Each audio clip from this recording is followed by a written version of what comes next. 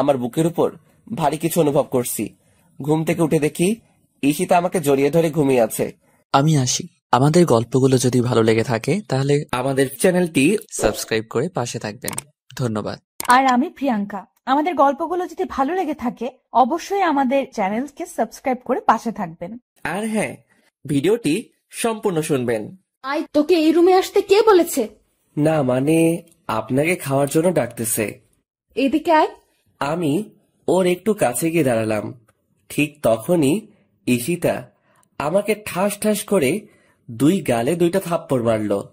থাপ্পড়গুলো অনেক জোরে মারল, তাই ঠোঁট কেটে রক্ত বের হতে লাগলো আর আমার চোখ দিয়ে পানি ঝরতে লাগলো। ভীষণ ব্যথা করতেছে। এরপর যদি আমার রুমে আসিস তাহলে নক করে আসবি। যত সব ছোট লোক। এখন যা, আমি আসতেছি। আমি কিছু বললাম না। এইটা আমার সাথে শুধু আজকে ঘটেছে তা না, প্রতিদিনই আমার সাথে এইরকম করে ঈশিতা। এরপর আমি নিচে না গিয়ে আমার রুমে চলে আসলাম। ঠোঁটে ভীষণ ব্যথা করতেছে।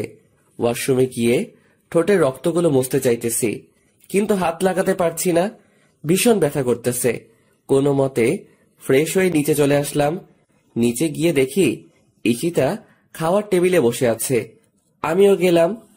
জনি, এইদিকে আসো। জি আঙ্কেল, বলেন। দাঁড়িয়ে আছো কেন? বসো, আমরা একসাথে খাবো। আমি ঈশিতার দিকে তাকালাম। ও আমার দিকে আগুন চোখে তাকিয়ে আছে। আমি কিছু বললাম না, এখনো দাঁড়িয়ে আছি। কি হয়েছে জনি? তোকে বসতে বললো না? আসলে আন্টি আমাকে তুই করেই বলে, আমাকে নিজের ছেলের মতো ভাবেন। আমি এখনো দাঁড়িয়ে আছি আর ঈশিতার দিকে চেয়ে আছি। ঈশিতা শুধু রাগে ফুঁসতেছে। জনি, তোমাকে আমি বসতে বলেছি, তুমি দিন দিন অবাধ্য হয়ে যাইতেছ। আঙ্কেল, বসতেছি। আমি যখন বসতে যাব তখনই ঈশিতা চেয়ার থেকে উঠে দাঁড়িয়ে যায় আর বলতে লাগলো, এই ছোট লোকের সাথে আমি এক টেবিলে বসে খেতে পারবো না। তোমাদের মন চাইলে তোমরা খাও। কিসের ছোট লোক? ভুলে যাস না ঈশিতা, জনি কিন্তু তোর স্বামী। কিসের স্বামী? স্বামী ইজ মাই ফুড। এই বলে ঈশিতা না খেয়ে চলে গেল। আন্টি আঙ্কেল দুইজন আমার দিকে অসহায় দৃষ্টিতে তাকিয়ে আছে। আমি মুচকি হেসে বললাম, আঙ্কেল, আমি কিছু মনে করিনি ঈশিতার কথায়। একদিন সব ঠিক হয়ে যাবে ইনশাল্লাহ। আমি আর কিছু না বলে চুপচাপ খেয়ে নিলাম। এরপর আমার রুমে চলে আসলাম। পরিচয়টা দিয়ে নেই, আমি জনি আহমেদ, অনার্স শেষ বর্ষের ছাত্র। আর ঈশিতা হচ্ছে আমার বউ, সেই ছোট থেকে এই বাড়িতে। আঙ্কেল হচ্ছে আমার আব্বুর বেস্ট ফ্রেন্ড। ছোটবেলায় আব্বু আম্মু রোড অ্যাক্সিডেন্ট করে মারা যান। ভাগ্যবশত আমি বেঁচে যাই। আব্বু আম্মুকে হারাতে হয় 16 বছর বয়সে। এরপর আঙ্কেল আমাকে এই বাড়িতে নিয়ে আসেন। সেই ছোট থেকে ঈশিতা আমার সাথে এই রকম আচরণ করে, তবে আমি কিছু মনে করি না। তবে আগে একটু খারাপ লাগতো। আমি সেই ছোটবেলা থেকে ঈশিতাকে ভালোবাসতাম, কিন্তু কখনো বলিনি। ঈশিতা আমাকে প্রতিদিন ছোট লোক, কুত্তার বাচ্চা আরো অনেক কিছু বলতো। আমি একটু কষ্ট পেতাম, তবে এখন শুনতে শুনতে অভ্যস্ত হয়ে গেছি। আর বিয়ের ব্যাপারটা হলো একটু ভিন্ন। একদিন আমাদের কলেজ থেকে শিক্ষা সফরে আমি আর ঈশিতা যাই। ঈশিতা আমার সাথেই পড়ে, তো আমরা ঘুরতে বের হই। হঠাৎ দেখলাম ঈশিতা সবার কাছ থেকে আলাদা হয়ে জঙ্গলের গভীরে চলে যাচ্ছে। আমার একটু খটকা লাগলো, তাই আমিও ওর পিছু নিলাম। প্রায় ও হাঁটতে হাঁটতে জঙ্গলের অন্য পারে চলে এসেছে। হঠাৎ দেখলাম একটা সাপ ঈশিতার দিকে ছুটে আসছে, তাই দৌড়ে গিয়ে ঈশিতাকে ধাক্কা দিলাম। এরপর আমি নিজেকে না সামলাতে পেরে ঈশিতার উপর পড়ে গেলাম। হঠাৎই কোথায় থেকে গ্রামের কিছু লোক এসে আমাদেরকে দেখে ফেলে এবং আমাদেরকে ভুল বুঝে এরপর আর কি আমাদের বিয়ে পড়িয়ে দেয়। আব্বু আম্মুর কথা খুব মনে পড়তেছে। আজকে যদি ওরা বেঁচে থাকতো তাহলে আর আমাকে এইরকম দিনগুলো দেখতে হতো না। আব্বু আম্মুর জন্য খুব খারাপ লাগতেছে, চোখে পানি চলে আসছে। তবে আব্বু আম্মুর ভালোবাসাটা আঙ্কেল আর আন্টির কাছে পাই। এরপর শুয়ে পড়লাম। ফজর নামাজের আজান শুনে ঘুমটা ভেঙে গেল, তাই উঠে ফ্রেশ হয়ে নামাজ পড়ার জন্য মসজিদে গেলাম। চারদিকে হালকা হালকা আলো ফোটা শুরু করেছে। এরপর নামাজ পড়ে আব্বু আম্মুর কবরটার পাশে গেলাম। মনে পড়ে ছোটবেলার কথা, আব্বুকে ঘোড়া বানিয়ে তার পিঠে চড়া, আব্বুর সাথে স্কুলে যাওয়া। কান্না চলে এসেছে। বলতে লাগলাম, কেন তোমরা আমাকে একা করে চলে গেছো? তোমাদের সাথে নিলে না কেন? কেন রেখে গেলে এই নিষ্ঠুর পৃথিবীতে, যেখানে মা বাবা ছাড়া আর কেউ আপন নয়? কেন হলো আমার সাথে এইরকম? কেন আমাকে অবহেলা করে? কেন কেন? কথাগুলো বলতে লাগলাম আর কান্না করতে লাগলাম। এরপর বাসায় চলে আসলাম। বাসায় ঢোকার সময় আন্টি আমাকে তাদের রুম থেকে ডাক দিলেন। রুমে গিয়ে দেখি আন্টি নামাজের বিছানায় বসে আছেন। আমি গিয়ে আন্টির পাশে বসলাম। আমার মাথায় হাত রাখলেন। ঈশিতা তোকে খুব অবহেলা করে, তাই না রে?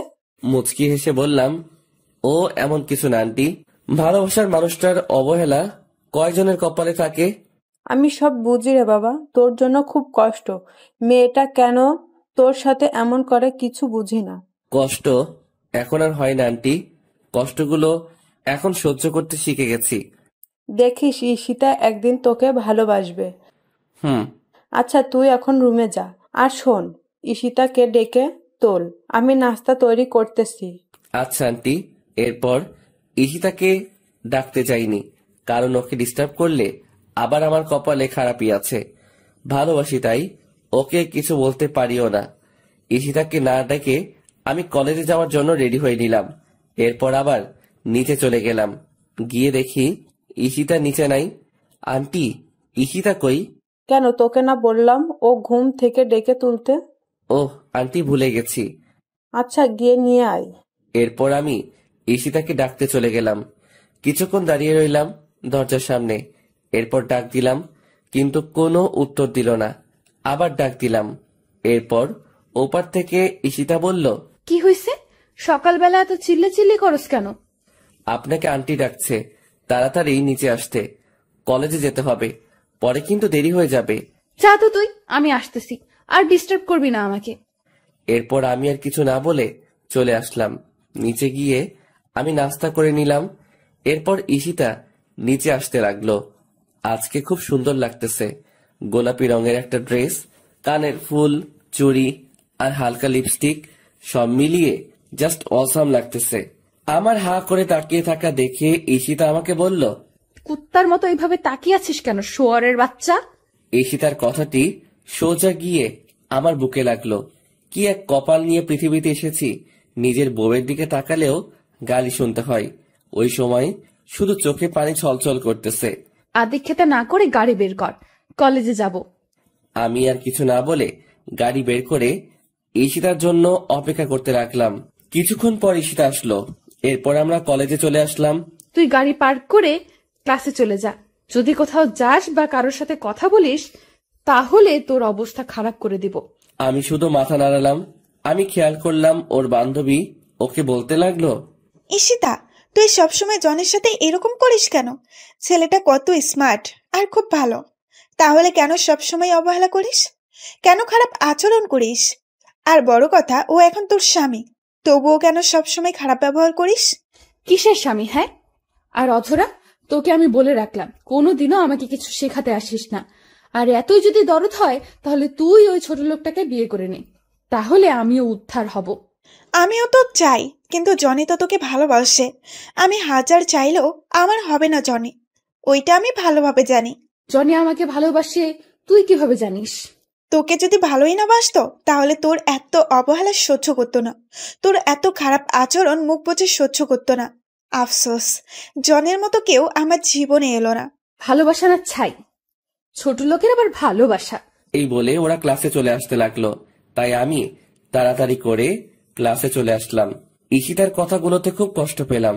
এরপর ক্লাসগুলো শেষ করে চলে আসলাম বাড়িতে। এইভাবে কাটতে থাকে দিন। আর ঈশিতার অবহেলা প্রতিনিয়ত সহ্য করতে হচ্ছে। ভালোবাসার মানুষটির অবহেলা কত কষ্টের তা যদি ঈশিতা জানতো, তাহলে আমাকে এইভাবে অবহেলা করতো না। বসে আছি নিজের রুমে, তখন ঈশিতা আসলো আমার রুমে। আজকে সন্ধ্যায় একটা পার্টি আছে, আমার সাথে তুইও যাইবি, তাই তাড়াতাড়ি রেডি হয়ে নিস। যদি দেরি করিস তাহলে তোর কপালে খারাপই আছে। আমি শুধু মাথা নেড়ে হ্যাঁ সূচক উত্তর দিলাম। এরপর সন্ধ্যায় রেডি হয়ে গাড়ি নিয়ে বাইরে অপেক্ষা করতে লাগলাম। ঈশিতা আসতেছে। আজকেও খুব সুন্দর লাগতেছে, কিন্তু এই সৌন্দর্য আর দেখা হলো না। নিজের থেকে মুখ ফিরিয়ে নিলাম, জানি আমাকে এইভাবে তাকিয়ে থাকতে দেখলে আবার গালি দিবে। কি হয়েছে? গাড়ি চালাস না কেন? এই তো চালাইতেছি। আমাদেরকে কোথায় যেতে হবে? চলতে থাক, আমি বলতেছি কোথায় যেতে হবে। এরপর ঈশিতার কথা মতো গাড়ি নিয়ে চলে গেলাম, কিন্তু গাড়িটা গিয়ে থামে একটা নাইট ক্লাবে। একটু চিন্তায় পড়ে গেলাম, আমরা নাইট ক্লাবে কেন? পার্টিটা এখানে হবে। আমি আর কিছু বললাম না। গাড়িটা পার্ক করে ঈশিতার সাথে চলে এলাম। আমার কাছে এইসব কিছু ভালো লাগে না। আমি মদ তো দূরের কথা, সিগারেটও খাই না। বসে আছি, একা ভালো লাগতেছে। হঠাৎ দেখলাম ঈশিতা ওর কাপড়গুলো খুলে শর্ট একটা কাপড় পরলো, হাঁটুর উপরে কাপড়টা উঠে রয়েছে, আর একটা গেঞ্জি। এইসব দেখে আমার মাথা পুরাই নষ্ট হয়ে গেছে। আমি শুধু বসে বসে ওর কাহিনী দেখতেছি। ও একটা ছেলের কাঁধে হাত রেখে ড্যান্স করতেছে, আর ছেলেটা ওর দিকে খারাপ দৃষ্টিতে তাকিয়ে আছে। এই দৃশ্য দেখে আমার মাথা আরো গরম হয়ে যায়। ঈশিতা অনেক ড্রিঙ্কস করে ফেলেছে, তাই ওর আচরণ স্বাভাবিক দেখাচ্ছে না। আমি ঠিক বুঝতে পারলাম। এরপর ছেলেটি ঈশিতাকে কি যেন বলল এবং তারা দ্বিতীয় তলায় যেতে লাগলো। বিষয়টি আমার কাছে একদম ভালো ঠেকছে না, তাই আমিও ওদের পিছন পিছনে গেলাম। ঈশিতা এত বেশি ড্রিঙ্কস করেছে যে তার পক্ষে ঠিকভাবে দাঁড়ানোটাও মুশকিল হয়ে পড়েছে। এরপর দেখলাম ঈশিতা ছেলেটির সাথে একটা রুমে ঢুকতেছে। তবে কি আমি যা ভাবছি তাই হতে চলেছে? আমি দরজায় কান দিয়ে শুনতে লাগলাম। আই হৃদয়, তুমি আমার কাছে আসবে না, বলে দিলাম। আসলে কি করবি তুই? তোকে আমি এইখানে কেন এনেছি তুই বুঝিস না? তোকে আমার চাই। মানে কি করতে চাইছো তুমি? আই, একদম আমার কাছে আসবে না, আমি কিন্তু চিৎকার করব। চিৎকার করলেও লাভ হবে না, এখানে আমি আর তুমি ছাড়া কেউ নেই। আজকে আমি তোর সবকিছু কেড়ে নিব। না, এই কথা শোনার পর আর থাকা যাচ্ছে না। এক্ষুনি আমাকে কিছু একটা করতে হবে। তাই দরজায় লাথি মারতে লাগলাম। এরপর অনেক চেষ্টায় দরজা খুলে ফেললাম। ভিতরে গিয়ে দেখি ছেলেটা মানে হৃদয় ঈশিতার শরীরের উপরে উঠে আছে। তখনই আমার মাথায় রাগে আগুন হয়ে যায়। আমি ছেলেটিকে লাথি মেরে ঈশিতার উপর থেকে ফেলে দিলাম। এরপর ঈশিতাকে এক হাত দিয়ে তুলে নিলাম। আমার পরনের কোটটা ঈশিতার গায়ে জড়িয়ে নিলাম। এরপর আমি গিয়ে ছেলেটিকে নিচ থেকে তুলে ইচ্ছে মতো মারতে লাগলাম। শালা আমার বউয়ের দিকে খারাপ দৃষ্টিতে তাকাইস। মারতে মারতে প্রায় ছেলেটিকে আধমরা করে ফেলি। এরপর ছেলেটির মুখ টিপে ধরে বলতে লাগলাম, তোর ভাগ্য ভালো, তোকে ছেড়ে দিলাম। আর শুনে রাখ, ঈশিতা আমার, শুধুই আমার। ওর দিকে যে চোখ তুলে তাকাবে আমি ওর চোখ উপড়ে ফেলবো, মাইন্ড ইট। এরপর পিছন ফিরে দেখি ঈশিতা খাটে পড়ে আছে। হয়তো বেশি ড্রিঙ্কস করার কারণে এইরকম হয়েছে। তাই আমি ঈশিতাকে কোলে তুলে নিয়ে নিচে চলে আসলাম, আর সবাই আমাদের দিকে তাকিয়ে আছে। এরপর গাড়ি করে ঈশিতাকে নিয়ে আসলাম। গাড়ি করে ঈশিতাকে কোলে করে নামিয়ে ওর রুমে নিয়ে আসলাম। এরপর তাকে তার খাটে শুইয়ে দিলাম। ঈশিতা আমার গলা জড়িয়ে ধরে আছে। আমি নিজেকে ছুটাতে চাইলাম, কিন্তু পারলাম না। ঈশিতা আমাকে টান দিয়ে ওর বুকের মাঝে ফেলে দেয়। ওর গরম নিঃশ্বাস আমি অনুভব করতে পারছি। ওর শরীর থেকে আলাদা একটা গন্ধ আসতেছে যা আমাকে পাগল করে দিচ্ছে। ঈশিতা আমাকে ওর বুকের মাঝে জড়িয়ে নেয়। আমি কোনো মতে নিজেকে ছাড়িয়ে উঠতে চাইলাম, কিন্তু পারলাম না। এই কি করছেন? কি ছাড়েন আমাকে। উফ, তোমাকে আজকে ছাড়তেছি না। মানে কি বলতে চান আপনি? দেখেন আমাকে। বলতে পারলাম না। ঈশিতা আমার আর ওর ঠোঁটজোড়া এক করে নিল। আমি কিছু করতে পারছি না। আমার হাত পা ঠান্ডা হয়ে আসতেছে। আমি জানি ঈশিতা এইসব কিছু নেশার ঘরে করতেছে। আমার এইরকম করা ঠিক হবে না, তাই নিজেকে ছুড়াতে চাইলাম, কিন্তু পারতেছি না। ঈশিতা আমাকে এখনো খুব জোরে জড়িয়ে ধরে আছে, আর আমার ঠোঁট চুষতেছে। আমিও ধীরে ধীরে দুর্বল হতে লাগলাম। আমিও ঈশিতার ডাকে সাড়া দিলাম। ঈশিতা আমার বউ, ওর উপর আমার অধিকার আছে, আর যা হবার পরে ভেবে দেখা যাবে। ধীরে ধীরে দুইজন তলিয়ে গেলাম ভালোবাসার গভীর সাগরে। সকালবেলা আমার ঘুমটা ভেঙে যায়। আমি এখনো ঈশিতার বুকের মাঝে আছি, আর ঈশিতা আমাকে জড়িয়ে রেখে। ঈশিতার শরীরে কোনো কাপড় নেই। আমি নিজেকে ছাড়িয়ে ঈশিতার কপালে একটা চুমু দিলাম। আমার স্পর্শে ঈশিতার ঘুম ভেঙে যায় এবং আমাকে দেখে চমকে ওঠে। তুই আমার রুমে কি করিস? আর আমার জামা কোথায়? আমি তো আপনার রুমে থাকতে চাইনি, আপনি নিজেই আমাকে বাধ্য করছেন। আর তাছাড়া আপনি আমার বউ, আমি আপনার সাথে থাকতেই পারি। আপনার উপর আমার অধিকার সবচেয়ে বেশি। আয় শোয়ারের বাচ্চা, কি বললি তুই? কোনো ছোট লোক আমার স্বামী হতে পারে না। আর তোকে না বললাম আমার কাছে স্বামীর অধিকার চাইবি না? আমার সব তো নষ্ট করে দিলি। আর বাকি কি রাখছ? আর আমি তোকে কি বাধ্য করেছি? কালকের ঘটনা ভুলে গেলেন নাকি? আপনার জন্যই সব হয়েছে। আর আমি আমার বউকে আদর করছি, অন্য কাউকে না। আমি যদি জানতাম আপনি কালকে ওই রকম কিছু করবেন, তাহলে কোনোদিনও ওই পার্টিতে যেতে দিতাম না। জানেন কালকে আপনার সাথে কি হয়েছিল? কি হয়েছে? আমি তো ডান্স করছিলাম, এরপর তো কিছু মনে করতে পারছি না। ওইটাই জানতে চান কি হয়েছে কালকে রাতে? বল। এরপর আমি ঈশিতাকে সব বললাম। আমি তোর কথা বিশ্বাস করি না। তুই মিথ্যে কথা বলতেছিস আমার সাথে। তুই কি ভাবছিস আমি কিছু বুঝি না? মিথ্যা কথা বলে তুই আমাকে ভোগ করলি। সত্যি কথা, আমি মিথ্যা বলতেছি না, আমাকে বিশ্বাস করুন। কি করলে আপনাকে বিশ্বাস করানো যাবে? বিশ্বাস করতে পারি, তবে আমার একটা কথা শুনতে হবে। কি কথা বলেন? যদি তুই আমাকে সত্যিই ভালোবাসিস, তাহলে তোর ওই ভালোবাসার কসম তুই আমার থেকে অনেক দূরে চলে যাবি, অনেক দূরে। মুচকি হেসে বললাম, ও এই কথা। আপনাকে সত্যি অনেক ভালোবাসি, নিজের জীবনের চাইতেও বেশি। যা বলে প্রকাশ করতে পারবো না, তবে আপনার কথা রেখে বোঝাতে পারবো কতটা ভালোবাসি। ভালোবাসা মানে এই নয় প্রিয় মানুষটির সাথে থাকতে হবে, দূর থেকেও ভালোবাসা যায়। চলে যা, আর আসিস না আমার কাছে। যাচ্ছি। এই বলে আমি আমার রুমে চলে আসলাম। ভাবতেই পারিনি আমার জীবনে এমন একটা দিন আসবে, প্রিয় মানুষটির থেকে আলাদা হতে হবে। বিধাতা কেন আমাকে এমন পরীক্ষার সম্মুখীন করলেন? কেন এত অবহেলিত আমি ঈশিতার কাছে? কেন বুঝে না ওকে সত্যি ভালোবাসি? তবে ওর থেকে দূরে গিয়ে ও যদি ওকে আমার ভালোবাসা বোঝাতে পারি, তাহলে তাই করব। চলে যাব অনেক দূরে, আর আসবো না ওর কাছে। আর কাউকে ছোট লোক বলতে হবে না, আর কাউকে গালাগালি করতে হবে না। ফ্রেশ হয়ে নিলাম, বসে আছি খাটের উপর, আর কালকের কথাগুলো ভাবতে লাগলাম। কি থেকে কি হয়ে গেল? সামান্য ভুলের জন্য এত বড় শাস্তি পেতে হচ্ছে।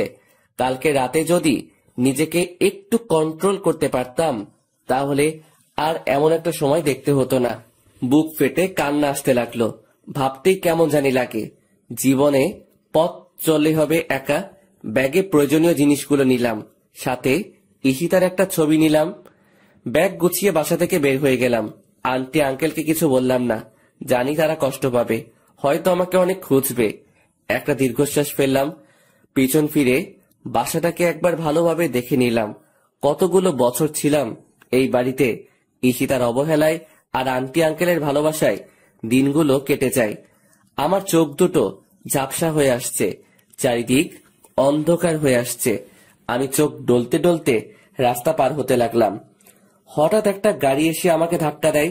আমি ছিটকে গিয়ে রাস্তার ওপারে পড়ে গেলাম। চোখ দিয়ে দুফোঁটা অশ্রু গড়িয়ে পড়ল। পাওয়া হলো না বউয়ের ভালোবাসা। চোখগুলো ধীরে ধীরে বন্ধ হয়ে আসলো। হাসপাতাল থেকে মুক্তি পেলাম 4 মাস পর। ভাবতে অবাক লাগে এতগুলো দিন কিভাবে ছিলাম হাসপাতালে। ঈশিতা একটিবারের জন্য খোঁজ নেয়নি। ডাক্তারের কাছ থেকে জানতে পারলাম 4 মাস ধরে এই হাসপাতালে ছিলাম। তার মানে ওই অ্যাক্সিডেন্টে আমার মৃত্যু হয়নি। কেন বেঁচে গেলাম? আল্লাহ কেন নিল না? না জানি আরো কত অবহেলা সহ্য করতে হবে, কত অপমানিত হতে হবে, আর কত কষ্ট সহ্য করতে হবে। ভাগ্যে কি এইটাই লেখা ছিল? রাস্তা দিয়ে হাঁটতেছি আর কথাগুলো ভাবতেছি। পুরো শরীর ব্যথা করতেছে। ব্যথার কারণে ঠিকমতো হাঁটতে পারতেছি না। একটু পর পর মাথাটা চক্কর দিয়ে উঠছে। মাথা ব্যথাও ভীষণ বেড়ে যাচ্ছে।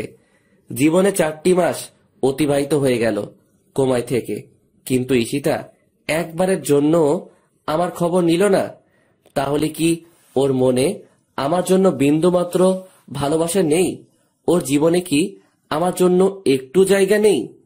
আর জায়গা থাকবেই বা কেন? আমি তো ছোট লোক। হয়তো ঈশিতা এখন নতুন কাউকে নিয়ে সুখে আছে। পাওয়া হলো না। আর ঈশিতার ভালোবাসা এইদিকে সন্ধ্যাই হয়ে আসছে। কোথায় যাব, কি করব? আমার কাছে একটি টাকাও নেই যে কিছু খাবো। প্রায় গভীর রাত হয়ে এসেছে। বসে আছি পেটের ক্ষুধাও ব্যথার্ত শরীর নিয়ে একটা ল্যাম্পপোস্টের নিচে। ভাবতেই পারিনি জীবনে এমন দিনও পার করতে হবে। সবই নিয়তির খেলা। আনমনে বসে আছি আর আকাশের তারাগুলো দেখছি। আজকে তারাদেরকেও একা লাগছে। আকাশে চাঁদটা ঠিকই উঠেছে, কিন্তু আমার মনের আকাশটা আধার হয়ে আছে। হঠাৎ খেয়াল করলাম একটা গাড়ি এই দিকে আসতেছে। একবার ভাবলাম সাহায্য চাইব, আবার বসে পড়লাম। গাড়িটা আমার সামনে এসে থামলো। কি ব্যাপার? গাড়িটা আমার সামনে দাঁড়ালো কেন? হয়তো ওদের কোনো কাজে দাঁড়িয়েছে। আমি গাড়ির দিকে তাকিয়ে বোঝার চেষ্টা করছি। চেনা চেনা মনে হচ্ছে। গাড়ি থেকে একজন লোক নেমে আসলো। আরে, এ তো আঙ্কেল। চোখ দিয়ে অশ্রু গড়িয়ে পড়ল। দেখলাম আঙ্কেলের চোখে পানি। হয়তো কতগুলো দিন পর দেখা হলো তাই। আঙ্কেল এসে আমার পাশে এসে চুপ করে বসলেন। আমিও চুপচাপ বসে আছি। হঠাৎ নীরবতা ভেঙে আঙ্কেল বললেন, কেমন আছো জানি? আঙ্কেল, ভালোই আছি। যতটা ভালো থাকলে মৃত ব্যক্তির মতো জীবনযাপন করা লাগে। কিছুক্ষণ চুপ থেকে আবার বললেন, এতদিন কোথায় ছিলে? এই তো আঙ্কেল, এক বন্ধুর বাসায়। তা বাসার সবাই কেমন আছে? সবাই ভালো আছে, কিন্তু তোমার এ অবস্থা কেন? কি রকম শুকিয়ে গেছো? ঠিকমতো খাও না নাকি? একদম বদলে গেছো। আর তোমার কপালে হাতে এতগুলো কিসের দাগ? মনে হয় তো কোনো কাটার দাগ। কি হয়েছে বলো তো? আমার কথা না হয় বাদ দেন। ওই দিন সিঁড়ি দিয়ে নামার সময় পা পিছলে পড়ে গেছি, তাই একটু কাটা গেছে। ঈশিতা কেমন আছে? তোমার চলে যাওয়াতে সবচাইতে ভালো আছে ঈশিতা। কথাটি শুনে অনেকটা কষ্ট পেলাম। এতদিনেও আমার জন্য তার হৃদয়ে একটুও মায়া জন্মালো না। জানো, তুমি যখন বাড়ি থেকে চলে গেছো তোমার আন্টির হার্ট স্ট্রোক হয়েছে। কথাটি শুনে ভীষণ কষ্ট পেলাম।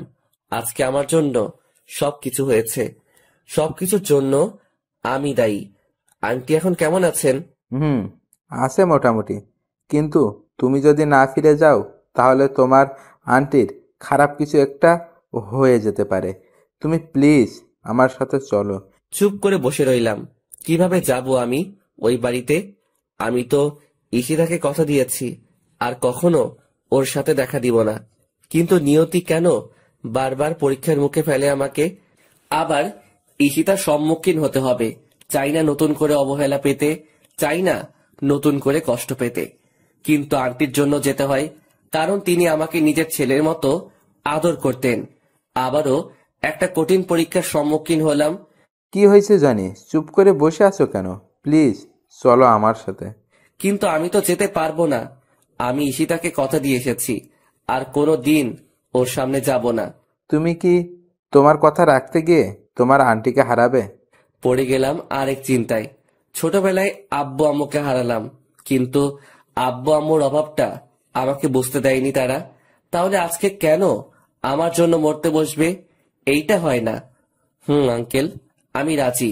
এই তো আমার লক্ষ্মী ছেলে, চলো। এইটা বলে আমার কপালে একটা চুমু দিলেন আঙ্কেল। আমি মুচকি হেসে গাড়িতে উঠলাম। গাড়িতে উঠে অবাক হয়ে গেলাম, ঈশিতাও গাড়িতে রয়েছে। তার মানে কি ঈশিতা আমার সবগুলো কথা শুনে নিয়েছে? আমি কিছু না বলে গিয়ে গাড়িতে বসলাম। শরীরের ব্যথার জন্য ঠিকমতো বসতে পারছি না, খুব ব্যথা করছে। তবুও কষ্ট করে বসে পড়লাম। চুপচাপ বসে রইলাম। আবার অনেকদিন পর ঈশিতার সাথে দেখা হলো। মনে পড়ে সেই দিনটার কথা, যেদিন ঈশিতা কলেজের সবার সামনে আমাকে জুতা দিয়ে মেরেছিল। ওই দিন ঈশিতার সাথে কলেজে গেলাম। সিঁড়ি দিয়ে ওঠার সময় হঠাৎ ঈশিতার এক বান্ধবীর সাথে ধাক্কা লাগে আমার। আমি মেয়েটিকে সরি বললাম। মেয়েটি আমাকে কিছু না বলে চলে গেল। কিন্তু কোথায় থেকে ঈশিতা এসে আমাকে ওর পায়ের জুতা খুলে আমাকে মারতে লাগলো। ঈশিতা তার পায়ের হিলওয়ালা জুতাগুলো দিয়ে মারতে মারতে আমার শরীরটা রক্তাক্ত করে দেয়, কিন্তু আমি জায়গা থেকে সামান্য সরে দাঁড়াইনি। ওই সময় শুধু চোখ দিয়ে পানি ঝরেছে। ঈশিতার বান্ধবী এসে ঈশিতাকে বলল, ওর কোনো দোষ নেই, আসলে আমি অনেক তাড়াহুড়োতে ছিলাম, ভালোভাবে খেয়াল করিনি, তাই ধাক্কা লাগলো। আর জনি তো নিজে থেকে আমাকে ধাক্কা দেয়নি।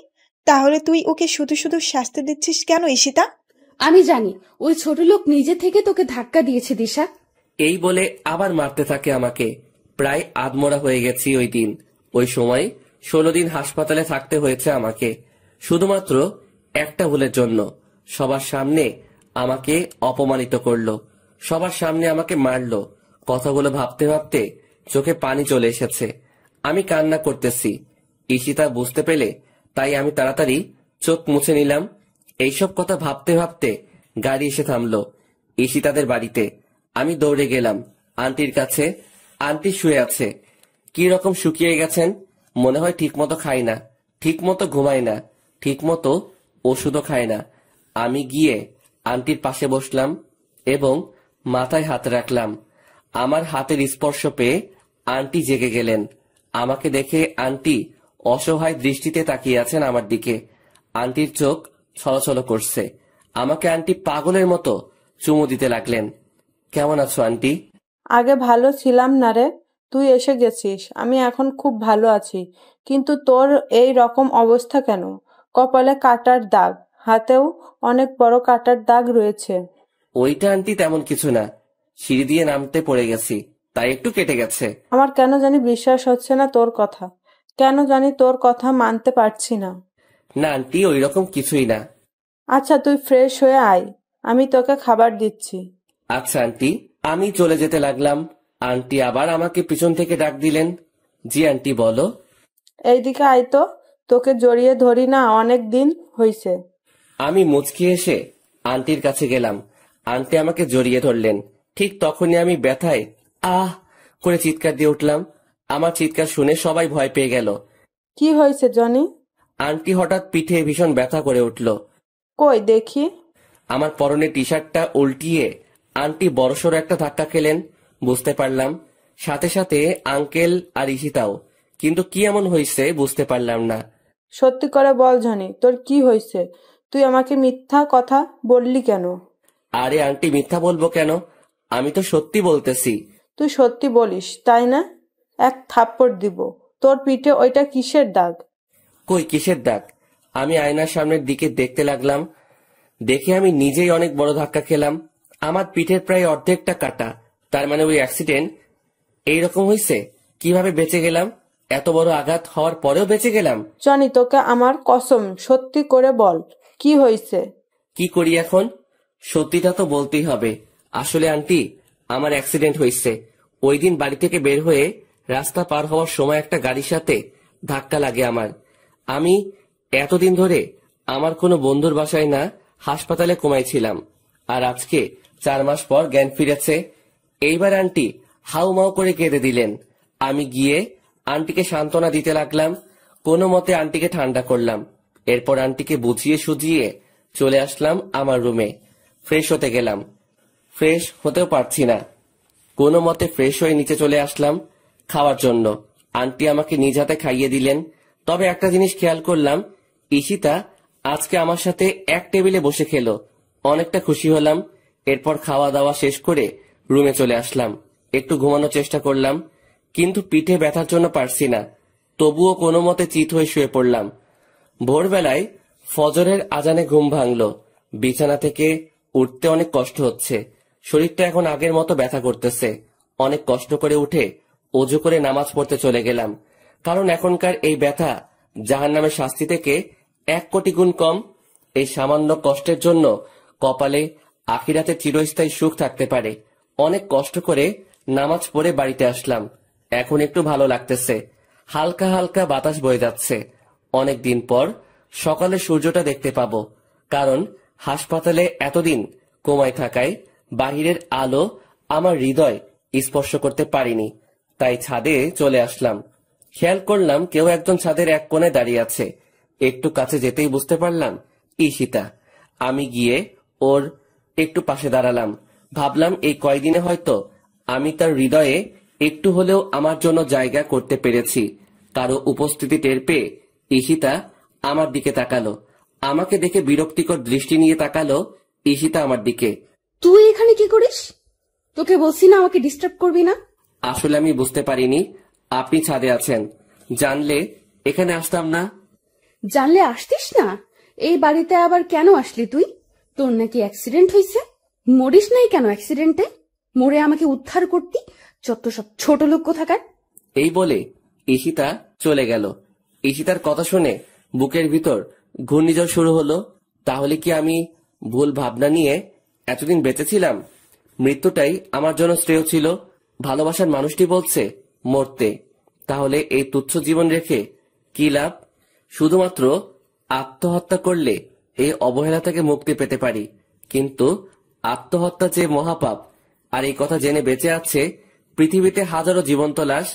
চোখ দিয়ে অনবরত অশ্রু ঝরতেছে, কেন জানি বাধা দিয়েও থামাতে পারছি না। বুকের ভিতর দিয়ে বয়ে যাওয়া কষ্টের ঢেউ। আর কত অবহেলা পেতে হবে জানি না, তবে একদিন এই অবহেলিত জনির কাছে ঈশিতাকে আসতেই হবে। সূর্যোদয়টা না দেখে চলে আসলাম। ইচ্ছে নেই সূর্যোদয় দেখার। নাস্তা করতেই নিচে চলে আসলাম। জানি ঈশিতা আমার সাথে এক টেবিলে বসে নাস্তা করবে না, তবুও বসলাম। ঈশিতা আসলো আর আমাকে দেখেই আবার চলে গেল। ওই সময় কষ্ট পেয়েও পেলাম না, কারণ প্রিয় মানুষটির থেকে কষ্ট পাবো এই কথা যদি জেনে যায় তাহলে ওই রকম আঘাত করে না, তবে জখমটা রয়ে যায়। এরপর আমাকে আন্টি নিজ হাতে নাস্তা খাইয়ে দিলেন। এরপর আমি একটু রেস্ট নিয়ে ফার্মেসিতে গিয়ে 1 মাসের জন্য ওষুধ নিয়ে আসলাম। ধীরে ধীরে পিঠের ক্ষতটা ভালো হতে লাগলো। পিঠের ক্ষত ভালো হয়ে লাভ কি? বুকের ক্ষতটা তো তার চেয়ে 1000 গুণ বেশি, যা শুধু ঈশিতাই ভালো করতে পারবে, যার একমাত্র ওষুধ ঈশিতা। আজ 1 মাস পর আমি মোটামুটি সুস্থ, কিন্তু অবহেলাটা প্রতিদিন পেতে হয়। এই কারণে না হয় অন্য কারণে। এখন থেকে আমি আঙ্কেলের অফিসে যাব। আঙ্কেল বারণ করছে, তবুও ঘরে একা একা বসে থাকতে ভালো লাগে না। এর চেয়ে অফিসে গেলেই ভালো হয়। কিন্তু ঈশিতাও নাকি অফিসে যেতে চায়, তবে ভালোই হবে। কাজের ফাঁকে ঈশিতাকে চুরি করে নিজের ইচ্ছা মতো দেখতে পাবো, এতেই অনেক। অফিসে প্রতিদিন আমি আর ঈশিতা দুইজনে এক গাড়িতে করে গেলাম, সাথে আঙ্কেলও ছিলেন। আজ থেকে অফিসের নতুন এমডি হচ্ছে ঈশিতা, আর আমাকে একটা ডেস্ক দেখিয়ে দিলেন। আমার জন্য কাজটা নির্ধারিত নয়, আমার কাছে ভালো লাগলে কাজ করতে পারবো, না হয় অফিসে বসে থাকতে পারবো। প্রথম দিন সবার সাথে পরিচয় হয়ে নিলাম আর একজনকে বন্ধু বানিয়ে নিলাম। নাম হচ্ছে রাকিব। আমার সমবয়সী রাকিব, আর আমার পাশের ডেস্কে রাকিব বসে। আমরা সমবয়সী হওয়ার কারণে একজন আরেকজনকে তুই করেই বলি। প্রথম দিন সবকিছু বুঝে নিতে নিতে সময় কেটে গেল।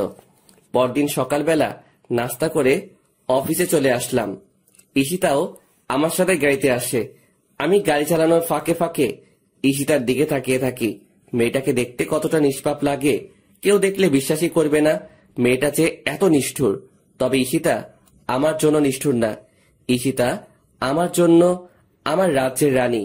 আমার ডেস্কে বসে আছি, এমন সময় পিয়ন এসে বলল ঈশিতা নাকি আমাকে ডাকছে। তাই গেলাম ওর কেবিনে। আসতে পারি ঈশিতা? ওই ছোট লোক, এটা অফিস, বাড়ি না। আর তোর সাহস কি করে হয় আমার নাম ধরে ডাকিস? সরি ম্যাম, বলেন কি করতে হবে? মনে থাকে যেন। এখন এই ফাইলটা রেডি করে নিয়ে আয়। জি ম্যাম। প্রায় 1.5 ঘন্টা পর ফাইলটা রেডি করতে পারলাম। এইবার ঈশিতার কাছে নিতে হবে। May I come in ma'am? Yes come. এই যে ম্যাম, ফাইলটা রেডি। আমার হাত থেকে ফাইলটা নিয়ে ঈশিতা দেখতে লাগলো। হঠাৎ ঈশিতা ফাইলটা আমার দিকে ছুড়ে মারলো আর বলতে লাগলো, ছোট লোকের বাচ্চা, সামান্য একটা ফাইল ঠিক করে তৈরি করতে পারিস না, আর আসছে অফিসে কাজ করতে। ফাইলটা এসে আমার কপালের আগের ক্ষতটায় লাগে। ফাইলের কোনা লাগায় ক্ষতটা ফেটে টপ টপ করে রক্ত ঝরতে লাগে। ভীষণ ব্যথা করতে লাগলো। আমি তবুও চুপচাপ দাঁড়িয়ে রইলাম। দাঁড়িয়ে আছিস কেন? যা, ফাইলটা 20 মিনিটের মধ্যে ঠিক করে আনবি, না হয় তোর কপালে খারাপই আছে। আমি ফাইলটা ফ্লোর থেকে তুলে নিজের ডেস্কে চলে আসলাম। রক্ত এখনো ঝরতে থাকে। বিষয়টা রাকিব ঠিকই বুঝতে পারে, তাই রাকিব আমার জন্য অফিসে রাখা মেডিসিনের ফার্স্ট বক্সটা আনলো আর ধীরে ধীরে ক্ষতটা পরিষ্কার করতে লাগলো। ওর হাতটা আমার ক্ষততে লাগতেই ব্যথায় চিৎকার দিয়ে উঠলাম। ভীষণ ব্যথা করতেছে। এরপর রাকিব ধীরে ধীরে আমার মাথা ভালোভাবে ব্যান্ডেজ করে দিল। এরপর রাকিব চুপি চুপি ফাইলটা আবার ঠিক করে দিল। আমি গিয়ে ফাইলটা ঈশিতাকে দিয়ে চলে আসলাম। এরপর অফিস শেষে আবার ঈশিতাকে নিয়ে বাসায় চলে আসলাম। বাড়িতে ঢুকবার সময় আমার মাথায় ব্যান্ডেজ দেখে আন্টি আমার কাছে দৌড়ে এসে জিজ্ঞেস করলেন, কি হয়েছে জনি, মাথায় ব্যান্ডেজ কেন? ও কিছু না আন্টি, গাড়িতে ওঠার সময় গাড়ির সাথে ধাক্কা লেগে হালকা খেটে চাই, দেখবা আমার ঠিক হয়ে যাবে। এই কথা বলে রুমে চলে এসে ফ্রেশ হয়ে নিলাম। এরপর রাতে খেয়ে ঘুমিয়ে পড়লাম। ঘুম ভাঙে প্রায় সকাল 9টায়। কি ব্যাপার, কোনো দিন তো এত দেরি করে ঘুম ভাঙে না। শোয়া থেকে উঠতে চেষ্টা করলাম, কিন্তু উঠতে পারছি না। পুরো শরীর কি রকম ভার হয়ে আছে আর আগুনের মতো পুড়ে যাচ্ছে। হঠাৎ করে আবার জ্বর এলো কেন? কালকের ঘটনা মনে পড়ে গেল। কপালে হাত দিয়ে দেখি কে যেন জলপট্টি দিয়ে রেখেছে। এরপর অনেক কষ্টে বিছানা থেকে উঠে ফ্রেশ হয়ে নিলাম। আজকে আর অফিসে যাওয়া হবে না, অনেক লেট হয়ে গেছে। একটা জিনিস বুঝতে পারলাম না, আমার মাথায় জলপট্টি দিলটাকে? মনে হয় আন্টি ছাড়া আর কেউ হতেই পারে না। আন্টির কথা ভাবতেই আমার রুমে এসে হাজির হয়ে গেলেন। এখন কেমন আছিস বাবা, জ্বরটা কমেছে? আন্টি, এখন একটু সুস্থ আছি, আর জ্বরটাও একটু কমেছে। আমি তোর জন্য নাস্তা নিয়ে এসেছি, হ্যাঁ কর, আমি খাইয়ে দিই। এরপর আন্টি আমাকে খাওয়াতে লাগলেন। আমি চুপচাপ খেয়ে নিচ্ছি। আচ্ছা আন্টি, আমার মাথায় জলপট্টি দিল কে? আমি দিয়েছি। আচ্ছা, কালকে কি হয়েছে সত্যি বল। গাড়ির সাথে হালকা ধাক্কা লাগলে তো এমন রকম আঘাত হয় না, আবার রাতে জ্বর এসেছে, সত্যি করে বল, কিন্তু আমার সাথে মিথ্যা বলবি না। না আন্টি, সত্যি সেই রকম কিছু না। আবার মিথ্যা কথা বলিস, আমি কিন্তু সব বুঝি। ঈশিতা ওই রকম করেছে তাই না? সত্যি কথা বলবি কিন্তু। আসলে জানাটা কি বেশি জরুরি? বেশি জরুরি, বল আমাকে। এরপর অনিচ্ছা সত্ত্বেও আন্টিকে সব বলতে হলো। আমার কথা শুনে আন্টির মুখটা কালো হয়ে গেল। আমার মাথার ব্যান্ডেজটা খুলে আন্টি দেখতে লাগলেন। এরপর আন্টি কিছু না বলে আমাকে ওষুধ খাইয়ে দিয়ে চলে গেলেন। আমিও চুপচাপ শুয়ে পড়লাম। অনেকদিন কলেজে যাওয়া হয় নাই, আবার সামনের মাসে পরীক্ষা। আমার ওই রকম ভালো প্রস্তুতি নাই। কালকে কলেজে যেতে হবে, এইভাবে দিনটা কেটে যায়। জ্বরটা একটু কমেছে, তাই সকালে নাস্তা করে গাড়ি নিয়ে বেরিয়ে পড়লাম কলেজের উদ্দেশ্যে। হঠাৎ আমার গাড়ির সামনে একটা মেয়ে এসে পড়ল। আমি তাড়াতাড়ি ব্রেক করলাম, তবুও গাড়ির সাথে হালকা ধাক্কা লাগে মেয়েটির। আমি তাড়াতাড়ি গাড়িটা বন্ধ করে গাড়ি থেকে নেমে পড়লাম। এরপর মেয়েটিকে তুলতে গেলাম। আরে, এইটা তো ঈশিতার ফ্রেন্ড দিশা। আমি তাড়াতাড়ি হাতটা বাড়িয়ে দিলাম দিশার দিকে। উঠে আসো দিশা।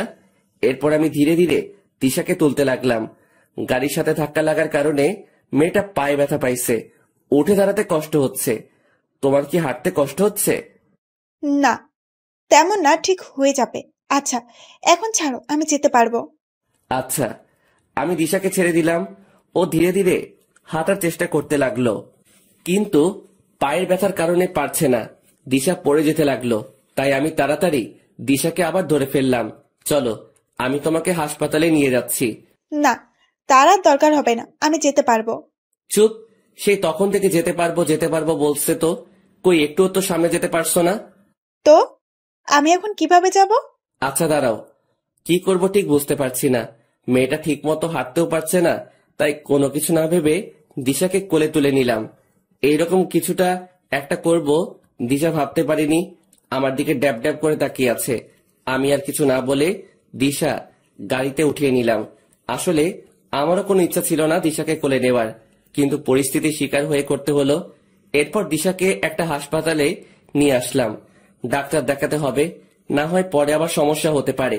গাড়ি থেকে হাসপাতালের ভিতর কোলে করে নেওয়া লাগলো। এরপর ডাক্তারকে দেখিয়ে নিলাম। আঘাতটা একটু বেশি লেগেছে, তবে কিছুক্ষণ পর ঠিক হয়ে যাবে। ডাক্তার কিছু ওষুধ লিখে দিলেন। ওষুধগুলো কিনে দিশাকে নিয়ে আবার গাড়িতে চলে এলাম। দিশা কোথায় যাবে এখন? কলেজে নাকি বাড়িতে? কলেজে চলো। ঠিক মতো হাঁটতে পারবে তো? সমস্যা হলে বলো, আমি তোমাকে বাড়িতে দিয়ে আসবো। হাঁটতে পারবো, সমস্যা হবে না আমার। কলেজে চলো। এরপর আর কিছু না বলে গাড়ি চালাতে লাগলাম। গাড়ি চালানোর সময় খেয়াল করলাম দিশা আমার দিকে বারবার আর চোখে তাকিয়ে রয়েছে। আমি কিছু বললাম না। কলেজে চলে এলাম। অনেক দিন পর কলেজে এলাম। দিশা গাড়ি থেকে নেমে হাঁটতে লাগলো, কিন্তু পারছে না। তাই আমি গিয়ে দিশার হাতটা ধরে ফেললাম। এরপর ধীরে ধীরে ওকে নিয়ে যেতে লাগলাম। কলেজের সবাই আমাদের দিকে হা করে তাকিয়ে আছে। আমি ওইদিকে পাত্তা না দিয়ে দিশাকে নিয়ে ক্লাসে চলে আসলাম। এরপর মেয়েটাকে আমার পাশেই বসালাম, কারণ মেয়েটা এখন আমার দায়িত্বে। আমার জন্য মেয়েটার এই অবস্থা হয়েছে। কিন্তু মেয়েটা ওই সময় এত তাড়াহুড়ো করে কোথায় যাচ্ছিল? দিশা, ওই সময় এত তাড়াহুড়ো করে কোথায় যাচ্ছিলে? কলেজে যাচ্ছিলাম, আসলে একটা কাজ ছিল। ও আচ্ছা জনি, একটা কথা বলো তো, সত্যি করে বলবা? বলো, কি শুনতে চাও? এতদিন কই ছিলা তুমি? আর শরীরের কি অবস্থা করেছো? ঠিক মতো খাও না নাকি? সবসময় সবার কাছ থেকে এই প্রশ্নটা এড়িয়ে যেতে চাই, কিন্তু পারি না। প্রশ্নটার সম্মুখীন হতে হয়। না, তেমন কিছু না। সত্যি করে বলবা কিন্তু। আমি জানি তুমি মিথ্যে কথা বলতেছ। যেদিন থেকে তুমি কলেজে আসো না, সেদিন থেকে ঈশিতাও আসে না। সমস্যা কি বলো তো? সেই রকম কিছু না, শুধু একটু প্রবলেম হয়েছে। প্রবলেমটা কি বন্ধু ভেবে বলতে পারো। আসলে দিশা, ওই দিন আমি ঈশিতার কথা রাখতে গিয়ে তাদের বাড়ি থেকে বের হয়ে যাই। ঠিক ওই দিন আমার রোড অ্যাক্সিডেন্ট হয়। প্রায় 4 মাস পর আমার জ্ঞান ফিরে। ডাক্তারের কাছে থেকে জানতে পারি আমি 4 মাস কোমায় ছিলাম। চিকিৎসার ব্যাপারটা হলো, ওই হাসপাতালে নাকি একটা ফান্ড আছে। যে রোগীর আত্মীয় বা কাছের কেউ যদি না থাকে, তাহলে তাদের হাসপাতালের ওই ফান্ড থেকে চিকিৎসা করা হয়। আমার চিকিৎসাটাও হয় ওই ফান্ডের সাহায্যে। এরপর যখন জ্ঞান ফিরে কোথায় যাব, কি করব, কিছুই বুঝতে পারি নাই। ভাগ্যবশত আবার ঈশিতাদের বাড়িতে আসতে হলো। যখন ঈশিতাদের বাড়িতে ফিরে এলাম, ভাবলাম এই কয়েকদিনে হয়তো আমার জন্য ঈশিতার মনে একটু হলেও মায়া জন্মাবে। কিন্তু তার হলো কই? সে আগের মতো ঈশিতার কাছ থেকে অবহেলা পেলাম। কথাগুলো বলে একটা দীর্ঘশ্বাস ফেললাম। দিশার দিকে তাকিয়ে দেখি তার মুখটা কেমন মলিন হয়ে আছে। বুঝতে পারলাম আমার কথা শুনে হয়তো একটু কষ্ট পেল। আচ্ছা জনি, ঈশিতা তোমাকে এত কষ্ট দেয়, এত অবহেলা করে, এত অপমান করে, তবুও তুমি কিছু বলো না কেন? ভালোবাসি তাই কিছু বলতে পারি না। ঈশিতার ভালোবাসা না পেলে কি হবে? তার দেওয়া অবহেলাগুলো উপহার হিসেবে গ্রহণ করি। বুঝলাম।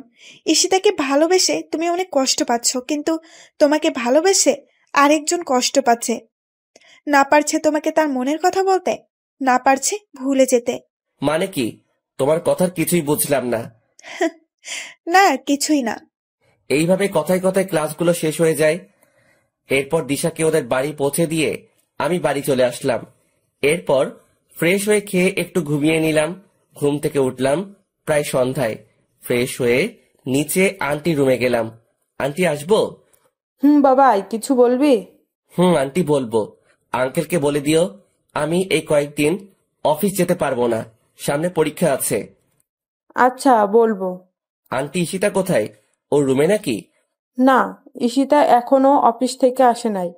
মানে, বলো কি? প্রায় রাত হয়ে এলো, কিন্তু ঈশিতা এখনো বাড়িতে আসলো না। অফিস তো সে কখন শেষ হয়ে যায়। কি জানি বাবা, মেয়েটা আজকে এত দেরি করছে কেন? আমার খুব চিন্তা হচ্ছে। আচ্ছা দাঁড়াও, আমি খবর নিচ্ছি। এরপর আমার রুমে এসে রাকিবকে ফোন দিলাম। হ্যালো, কেমন আছিস দোস্ত? এই তো ভালো। তুই কেমন আছিস?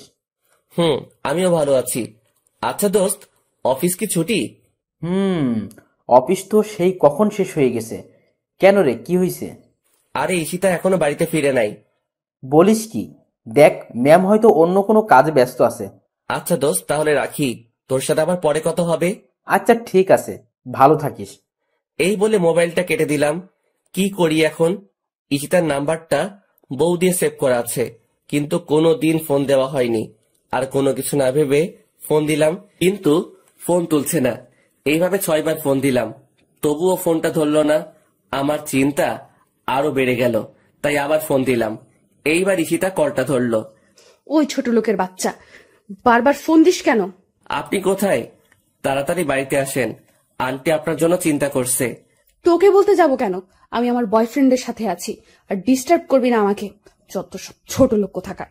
ঈশিতার কথা শুনে আমার পায়ের নিচের মাটি সরে গেল। ঈশিতার বয়ফ্রেন্ড আছে ভাবতেই চোখ দুটো ভিজে গেল পানিতে। বুক ফেটে কান্না আসছে। আমার ভালোবাসা কখনো ঈশিতা বুঝল না, শুধু অবহেলাই করে গেল। তবে কি ঈশিতাকে আমার নিজের করে আর কখনো পাবো না? কখনো কি আর হবে না ঈশিতার ভালোবাসা পাওয়া? অনেক কান্না করলাম। ভালোবাসার মানুষটির অবহেলা মৃত্যুর সমান। কান্না করতে করতে কখন ঘুমিয়ে পড়েছি ঠিক মনে নেই। ঘুম থেকে উঠে ফ্রেশ হয়ে নিলাম। বারবার শুধু ঈশিতার কথাগুলো মনে পড়ছে। তবে কি চিরতরে হারাতে হবে ঈশিতাকে? আর যেইভাবে অবহেলা করছে তাতে ঈশিতা না থাকাও ভালো, কিন্তু প্রিয় মানুষটির কাছ থেকে অবহেলা করলে তা না পাওয়ার চেয়েও ভালো। কিন্তু আমি যে এত অবহেলা নিতে পারছি না। কিন্তু একদিন ওর অবহেলাগুলাও খুব মিস করব। আমাকেও কিছু একটা করতে হবে। এমন কিছু করব যাতে ঈশিতা নিজেই আমার কাছে আসে। নাস্তা করে কলেজে যাওয়ার জন্য রেডি হয়ে নিলাম। এরপর গাড়ি নিয়ে কলেজে চলে আসলাম। মনে পড়ে সেই দিনগুলো যখন আমি আর ঈশিতা একসাথে কলেজে আসতাম। আমি সবসময় ক্লাসে চুপটি মেরে বসে থাকতাম, আর ঈশিতা ওর ফ্রেন্ডদের সাথে কত মজা করত। আমি গাড়িটা পার্ক করে চলে আসলাম। বসে আছি নিজের বেঞ্চে। হঠাৎ কোথায় থেকে একটা মেয়ে এসে আমার পাশে বসে পড়ল। আরে দিশা, তুমি? হ্যাঁ, আমি। কেমন আছো? ভালোই, তুমি? হুম, আমিও ভালো আছি। দিশা, একটা কথা ছিল। বলো, সমস্যা নাই। সত্যি কথা বলতে হবে কিন্তু। আরে বাবা, সত্যি বলবো। আচ্ছা, ঈশিতার কি কোনো বয়ফ্রেন্ড আছে? তুমি কি জানো? না তো, আমার জানা মতে কেউই নাই। কেন, কি হয়েছে বলো তো? না, তেমন কিছুই না। বুঝলাম, তেমন কিছু না। তবুও বলো তুমি। আসলে ঈশিতা আমাকে কালকে বলল ওর নাকি বয়ফ্রেন্ড আছে। আরে বলো কি, আমাকে তো কখনো বলে নাই। আর তুমি থাকতে অন্য কোনো ছেলে কেন থাকবে? তুমি না ওর স্বামী? দিশা, তুমি তো জানো আমি ওর নামের স্বামী, অধিকারে না। জনি, তোমাকে একটা কথা বলবো, রাখবা আমার কথা? আচ্ছা বলো, কি করতে হবে? না, আগে আমাকে কথা দিতে হবে।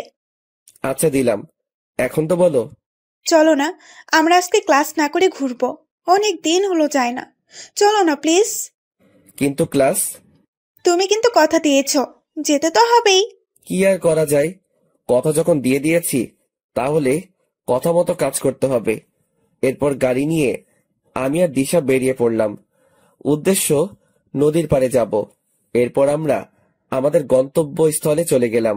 বসে আছি নদীর পাড়ে একটা গাছের নিচে। কি সুন্দর প্রকৃতি, যার বর্ণনা দিয়ে শেষ করা যায় না। দিগন্ত বিস্তৃত নদী, নদীর ওপরে সারি সারি গাছ, চারিদিকে হালকা রোদের তাপ, আর দক্ষিণের বাতাস এসে মনে দোলা দিয়ে যাচ্ছে। সব মিলিয়ে একটা মনোমুগ্ধকর পরিবেশ। জনি, কি ভাবো? এই যে কত সুন্দর প্রকৃতি, দিগন্ত বিস্তৃত নদী, এর পারে আমরা দুইজন পাশাপাশি একটা গাছের নিচে বসে আছি। এই সময়টা আরো সুন্দর হয় যখন প্রিয় মানুষটি পাশে থাকে। কিছু বললাম না, চুপচাপ করে বসে রইলাম। কি হয়েছে, বসে আছো যে? কথা বলো না কেন? না, এমনিতেই। আচ্ছা, তুমি কি এখনো ঈশিতাকে ভালোবাসো? বাসি তো, আগের মতোই ভালোবাসি। তুমি কাকে ভালোবাসো বললে না তো? আমিও একজনকে খুব ভালোবাসি, তবে বলতে পারছি না, কারণ ওর যে এখন বউ আছে। ও মা, বলো কি? তাহলে কে সে? আচ্ছা দাঁড়াও। এই কথা বলে ঈশিতা তার ব্যাগ থেকে একটা গোলাপ ফুল বের করলো এবং আমার সামনে হাঁটু গেড়ে বসে পড়লো। হবে কি তুমি আমার রাত জাগার কারণ? হবে কি তুমি আমার স্বপ্ন দেখার কারণ? জানো, তোমাকে আমি সেই ছোট থেকেই ভালোবাসতাম। যেদিন ঈশিতার সাথে তোমাকে প্রথম দেখেছি সেদিন থেকে তোমাকে ভালোবেসে ফেলেছি। শুধুমাত্র ঈশিতার জন্য কোনোদিন বলে উঠতে পারি নাই। প্লিজ ফিরিয়ে দিও না, খুব ভালোবাসি তোমাকে। জানো, ঈশিতা যেই দিন তোমাকে কলেজের সবার সামনে অপমান করত সেদিন আমি মুখ বুঝে কান্না করতাম। ঈশিতা তো তোমাকে আর ভালোবাসে না, আর ওর বয়ফ্রেন্ডও আছে। তাহলে আমাকে ফিরিয়ে দিও না প্লিজ। আমি মুচকি হেসে দিশা নিচু থেকে উঠিয়ে পাশে বসালাম, ফুলটাও নিলাম। দিশা, তুমি তো জানো আমি ঈশিতাকে ভালোবাসি, আর যদি ভালো না বাসতাম তাহলে এত অবহেলা কষ্টের মাঝে ওর কাছে পড়ে থাকতাম না। আর তোমার এইগুলা ভালোবাসা না, সব আবেগ। দেখবে সব আগের মতো ঠিক হয়ে যাবে। দেখবে আমার থেকে আরো 1000 গুণ ভালো ছেলে আসবে। 1000 গুণ ভালোবাসবে। কিন্তু তোমার মতো না। প্লিজ ফিরিয়ে দিও না। তোমাকে না পেলে আমি কিন্তু আত্মহত্যা করব। আরে কান্না করছো কেন? আর আত্মহত্যা করতে হবে না, তবে আমাকে কিছুদিন সময় দিতে হবে। তুমি তো জানো আমি কত ডিপ্রেশনে আছি। আমাকে কিছুদিন সময় দিতে। এই কথা বলার সাথে সাথে মেয়েটা আমাকে জড়িয়ে ধরলো। আমি শুধু মুচকি হাসলাম আর ওর মাথায় হাত রাখলাম। বুঝলাম না, আমি তো এখনো হ্যাঁ বলি নাই, এতেই এত খুশি? মেয়েটা খুব ইমোশনাল। এরপর আমার থেকে দিশাকে ছাড়িয়ে দিলাম। আচ্ছা দিশা, তুমি কি আমাকে পাবে? আমার তো মনে হয় আমাদের ভালোবাসা পূর্ণতা পাবে না। সব ভালোবাসা কি পূর্ণতা পায়? কিছু কিছু ভালোবাসা অসম্পূর্ণ রয়ে যায়। আমাদেরটাও না হয় অপূর্ণ থাকবে। আর আমার পাগলটাকে না হয় সারা জীবন দূর থেকেই ভালোবেসে যাব। তবে যেই কয়দিন আছি তোমার সাথেই থাকতে চাই। বুঝলাম। আচ্ছা দিশা, আমাকে এখন উঠতে হবে। চলো। এরপর আমি দিশাকে ওদের বাড়িতে পৌঁছে দিলাম। আমি কিন্তু তোমার উত্তরের অপেক্ষায় আছি, তবে উত্তরটা কিন্তু হ্যাঁ হতে হবে। Okay bye, see you tomorrow. Okay bye. এরপর আমি বাসায় চলে আসলাম। ফ্রেশ হয়ে দুপুরে খেয়ে শুয়ে পড়লাম, কিন্তু ঘুম আসছে না। কি করব ঠিক বুঝতে পারছি না। একদিকে ঈশিতাকে বলতে পারবো না, অন্যদিকে দিশাকেও কষ্ট দিতে পারবো না। চরম একটা পরীক্ষার সম্মুখীন হলাম। ঈশিতাকে বলতে পারবো না আর দিশাকে কষ্ট দিতে পারবো না, কারণ প্রিয় মানুষটি অবহেলা করলে তা কত কষ্টের আমি বুঝি। কিন্তু আমি তো ঈশিতাকে ছাড়তে পারবো না, আবার দিশাকেও কষ্ট দিতে পারবো না। ঘুম আসছেই না, তাই উঠে গেলাম। ধীরে ধীরে ঈশিতার রুমের দিকে এগোতে লাগলাম। ও রুমের সামনে দাঁড়িয়ে আছি, কিন্তু নক করতে ভয় করছে। তবুও নক করলাম। ঈশিতা, আসবো? আয়। আর আমার নাম ধরে আর কখনো ডাকবি না। আজকে মনটা একটু ভালো আছে, তাই এরকম ব্যবহার করছি। বেশি বাড়াবাড়ি করলে কিন্তু তোর অবস্থা খারাপ করে দিব। আমি দরজায় এসে ভাবতে লাগলাম, আমাকে অবহেলা করে ওনার মনটা ভালো আছে। আসলে এই পৃথিবীর মানুষগুলো বড়ই আজব। ওই, কি হয়েছে? দাঁড়িয়ে আছিস কেন? আর কি বলবি তাড়াতাড়ি বল। না মানে একটা কথা ছিল, যদি কিছু মনে না করেন তাহলে বলতে পারি। এত ন্যাকামো না করে কি বলবি বল। আপনি কেন এইরকম করেন আমার সাথে? আমি তো আপনার স্বামী। আমার দোষটা কি? কারণে আমাকে প্রতিনিয়ত অবহেলা করে যাচ্ছেন? কেন বারবার কষ্ট দিচ্ছেন? কোন পাপের শাস্তি দিচ্ছেন আমাকে? আমি তোর এত প্রশ্নের উত্তর দিতে বাধ্য নই। আর তোকে আমি আগেই বলেছি, আমি তোকে ভালোবাসি না। তোকে দেখলে আমার ঘৃণা হয়। এই বাড়িতে শুধু আব্বু আম্মুর জন্য তোকে রেখেছি। যেইভাবে আছিস সেভাবেই থাক। আমার কাছে স্বামীর অধিকার নিয়ে আসবি না। এখন আমার রুম থেকে চলে যা, আমাকে আর ডিস্টার্ব করবে না। যত সব ছোট লোক আসছে আমার কাছে ভালোবাসা পেতে। চলে যাচ্ছি, তবে এই রুম থেকে নয়, এই বাড়ি থেকে। একদিন চলে যাব, চিরতরের জন্য চলে যাব। কোনো ছোট লোক আর আপনার কাছে আসবে না স্বামীর অধিকার চাইতে। কেউ আর বলবে না ভালোবাসি আপনাকে। কথাগুলো বলে চোখের পানি মুছতে মুছতে চলে আসলাম। এরপর আন্টি রুমে গেলাম। আন্টি, আসবো? বাবা আয়। কিচ্ছু বলবি? আন্টি, তোমার অনুমতি ছাড়া আমি এই কাজ করতে পারবো না। আচ্ছা বল, কি কথা? আর অনুমতি তো অবশ্যই দিব। আসলে আন্টি, আমি আর ঈশিতার অবহেলা নিতে পারছি না। একটু মুক্তি পেতে চাই এই মায়াজাল থেকে। বাঁচতে চাই নিজের মতো করে। গড়তে চাই আমার একটা নিজস্ব পৃথিবী, যে পৃথিবীতে থাকবে না কোনো অবহেলা, থাকবে না প্রিয় মানুষটির দেওয়া কষ্ট। তাই আন্টি, আমি দেশের বাইরে যেতে চাই। তুমি প্লিজ না করো না। আমার সুখের কথা ভেবে অনুমতি দাও প্লিজ। আরে বোকা, দেশের বাইরে যাবি, সমস্যা কি তাতে? আমিও চাই না তুই আর কোনো কষ্ট পাস। তবে আমার প্রতিদিন যোগাযোগ রাখতে হবে। আমি তোর আঙ্কেলকে বলবো। তুই শুধু বল কখন যেতে চাস। এই তো আন্টি, পরশু। পারবো না এত অবহেলা নিতে। আর তোমাকে কি করে ভুলি বলো তো? আচ্ছা, এখন গিয়ে শুয়ে থাক। আন্টির সাথে কথা শেষ করে নিজের রুমে চলে আসলাম। চলে যাব এই স্বার্থপর প্রিয় মানুষটির মায়াজাল ছেড়ে। তবে আমি কি ঈশিতাকে ছাড়া থাকতে পারবো? হয়তো কষ্ট হবে, কিন্তু আমাকে যে থাকতে হবে। ঈশিতার অবহেলাগুলো আর নিতে পারছি না। হয়তো প্রতিদিন ঈশিতার কথা ভেবে কান্না করব। কি পেলাম ঈশিতাকে ভালোবেসে? অন্যদিকে দিশাও নাকি আমাকেই ভালোবাসে। কিন্তু আমি তো দিশার ভালোবাসা চাইনি। আমি চেয়েছি ঈশিতার ভালোবাসা, যা সেই ছোট থেকে চেয়ে এসেছি। এরপর সকালবেলা ঘুম থেকে উঠে নাস্তা করে কলেজে যাওয়ার জন্য বেরিয়ে পড়লাম। আজকে কলেজে যাওয়ার কোনো ইচ্ছা ছিল না, তবুও দিশার জন্য যেতে হবে। কলেজে এসে ক্লাসে ঢুকে গেলাম, কিন্তু দিশাকে কোথাও দেখতে পেলাম না। ব্যাপার কি? মেয়েটা কোথায় গিয়েছে? ক্লাস প্রায় শুরু হয়ে যাবে, দিশা এখনো আসে নাই। অনেকবার ফোনে ট্রাই করেছি, কিন্তু ফোনটা ধরে নাই। তাই আমি ক্লাস থেকে বের হয়ে দিশাদের বাড়ির উদ্দেশ্যে রওনা দিলাম। বাড়ির সামনে গিয়ে দেখি গেটে তালা দেওয়া। কি আজব ব্যাপার, মেয়েটা কোথায় গেল? পাশের বাড়ির কয়েকজনকে জিজ্ঞাসা করলাম, কিন্তু কেউই জানে না কোথায় গেছে। মেয়েটা যেখানেই যাক, অ্যাটলিস্ট বলে তো যাবে। আমার মনে হয় দিশার ভালোবাসা মুখে ছিল, অন্তরে না। কথা ভেবে মুচকি হাসলাম। আসলে সব মেয়েরাই এক।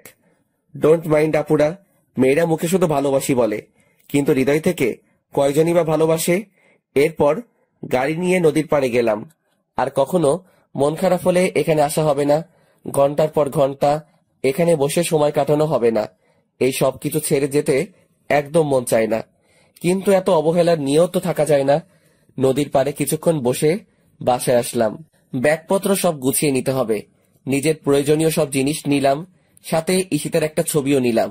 আসলে আমার কাছে ঈশিতার কোনো ছবি নাই, তার অজান্তে ওর রুম থেকে নিয়ে নিলাম। এরপর রুমে এসে একটা চিঠি লিখলাম ঈশিতার জন্য। প্রায় দুপুর হয়ে এসেছে, তাই ফ্রেশ হয়ে নিলাম। এরপর আজানের সাথে সাথে মসজিদে গিয়ে নামাজ পড়ে আসলাম। বাড়িতে দুপুরের খাবার খেয়ে একটু ঘুমিয়ে নিলাম। ঘুম থেকে উঠলাম প্রায় বিকাল বেলা। এরপর ফ্রেশ হয়ে চুপি চুপি ঈশিতার রুমে গেলাম। ভালোভাবে তাকিয়ে দেখি ঈশিতা এখনো আসে নাই। তাই ওর রুমে গিয়ে চিঠির উপরে একটা গোলাপ দিয়ে টেবিলে রেখে আসলাম। এরপর সবকিছু ভালোভাবে চেক করে নিলাম। রাকিবকে ফোন দিয়ে বললাম ফ্যান্টাসি কিচেনে আসার জন্য। আমি গিয়ে ওর জন্য অপেক্ষা করতে লাগলাম। প্রায় আধা ঘন্টা পর রাকিব আসলো। কিরে, কেমন আছিস? তুই তো একটা কলও দিস না। আরে বলিস না বেটা, ঈশিতা ম্যাম সবসময় অফিস লেট করে ছুটি দেয়, আর সবসময় কাজের উপরে রাখে। জীবনটা তেজপাতা বানিয়ে ফেলেছে। একটু অবদ্ধ হওয়া যায় না। আবার অফিস শেষে বাসায় এসে রান্না করতে হয়। তুই তো জানিস আমার কেউ নাই, সবকিছু নিজেকে করতে হয়। দূর পাগল, কে বলছে তোর কেউ নাই? আমি আছি তো সব সময়। আর আমাদের ভাবি কবে আসবে? ওম্মা, কে ভাবি? কিসের ভাবি? কার ভাবি? কোথায় থেকে আসলো ভাবি? আমি তো জানতাম না। ভাব নিও না আমার সাথে। চুপি চুপি অনার্স শেষ বর্ষের একটা মেয়ের পিছনে ঘুরো, কিন্তু মেয়েটা পাতা দেয় না। আর তুমি ভাবো আমি কিছুই বুঝি না? ওই, তুই কেমনে জানলি? আমি তো তোকে বলি নাই। তুই তো বলবি না আমি জানি, তাই আগে থেকে খবর নিয়ে রাখলাম। তা কি খাবি অর্ডার কর, আজকে আমি তোকে খাওয়াবো। যা ইচ্ছে অর্ডার দে, সাথে আমার জন্য দে। ওকে। এরপর আমরা খেয়ে নিলাম। আচ্ছা দোস্ত, একটা কথা বলতেছি তোকে, যা যা বলবো মনোযোগ দিয়ে শুনবি। বল। আমি দেশের বাইরে যাচ্ছি, কবে ফিরবো জানি না। তুই সবসময় অফিসে ঈশিতার খেয়াল রাখবি, আমার সাথেও যোগাযোগ রাখবি। আর আমি কিন্তু একদিন না একদিন ফিরবো, তবে কখন তা জানি না। তুই ঈশিতার উপর নজর রাখিস। আসলে মেয়েটা একটু অগোছালো আর অবুঝ। যদি ঈশিতার কিছু হয় তাহলে তোকে সবকিছুর জন্য জবাব দিতে হবে। তুই তো জানিস ওকে কতটা ভালোবাসি, আর তোকে খুব মিস করবো দোস্ত। সত্যি কি চলে যাবি? আর না গেলে হয় না দোস্ত। এই পৃথিবীতে আমার মা বাবা আর আপন বলতে কেউ নেই। কিছুদিন আগে থেকে তোর সাথে পরিচয় হয়, তুই এতটা আপন হয়ে উঠবি ভাবতেই পারি নাই। নিয়তি চাইলে দেখা হবে, আর তোর ঈশিতাকে আমি দেখে রাখবো। নিজের যত্ন নিস দোস্ত। দেখলাম ছেলেটার চোখে পানি। আরে পাগল, কান্না করিস কেন? আমি তোর সাথে তো যোগাযোগ রাখবো। আচ্ছা দোস্ত, আজকের মতো উঠলাম। ভালো থাকিস দোস্ত। তুইও। তোকে খুব মিস করব। আমিও দোস্ত। এরপর চলে এলাম বাড়িতে। প্রায় সন্ধ্যা হয়ে এসেছে। সেই পুরনো স্মৃতিগুলো ভেসে উঠে আসছে চোখের মাঝে। কত অবহেলা নিয়ে কাটিয়েছি দিনগুলো। হয়তো আমি চলে গেলে ওর কিছু আসে যায় না। ঈশিতা তো আমাকে ভালোই বাসে না, তাহলে আমার অনুপস্থিতিতে ওর কিছু আসবে যাবে না। রাত প্রায় 12টা বাজে। আমি ঘুমিয়ে আছি। হঠাৎ মোবাইলের আওয়াজে ঘুমটা ভেঙে গেল। মোবাইলের স্ক্রিনে তাকিয়ে দেখি দিশার নাম্বার। তাড়াতাড়ি করে রিসিভ করলাম। হ্যালো দিশা, কোথায় ছিলে তুমি সারাদিন? তুমি জানো আজকে কতবার তোমার মোবাইলে ট্রাই করছি, কিন্তু তুমি ফোনটা রিসিভ করো নাই কেন? কি হয়েছে? চুপ কেন? ওই পাশ থেকে ফুপিয়ে ফুপিয়ে কান্নার শব্দ আসছে। কি হয়েছে দিশা? চুপ করে আছো কেন? তোমার জন্য তোমাদের বাড়িতে গেছি, কিন্তু দরজায় তালা দেওয়া। কোথায় ছিলে? তোমাকে উত্তরটাও দেওয়া হয় নাই। হঠাৎ মোবাইলটা কেটে গেল। বুঝলাম না মেয়েটা হঠাৎ করে কোথায় উধাও হয়ে গেল। আবার ফোন দিয়ে কান্না করছে, কিন্তু কোনো কথা বলছে না। মেয়েটা এমন কেন করলো? এরপর আবার ঘুমিয়ে গেলাম। কালকে সকাল 8:30 ফ্লাইট, তাড়াতাড়ি উঠতে হবে। খুব সকালবেলায় ঘুমটা ভাঙলো। আমি তাড়াতাড়ি উঠে ফ্রেশ হয়ে নামাজ পড়তে চলে গেলাম। নামাজ পড়ে বাড়িতে ফিরে আসলাম। আন্টি রুমের পাশ দিয়ে উপরে যাওয়ার সময় আন্টি আমাকে ডাক দিলেন। আমি গিয়ে আন্টির পাশেই বসলাম। আন্টি এখনো নামাজের বিছানায় বসে আছে। আমি ওনার কাছে গিয়ে বসাতে আন্টি আলতো করে আমার কপালে একটা চুমু দিলেন। আন্টি কিছু বলবে নাকি? বাবা, চলে তো যাচ্ছিস আমাদের ছেড়ে। শেষবারের মতো না হয় খাইয়ে দেই নিজের হাতে তোকে। আর কখনো সময় হবে কিনা জানি না। কি খাবি না? খাবো তো, তুমি নিয়ে আসো, আমি এইখানে আছি, মুচকি এসে বললাম। এরপর আন্টি আমাকে নিজেতে খাইয়ে দিলেন। আমি চুপচাপ সবগুলো খেয়ে নিলাম।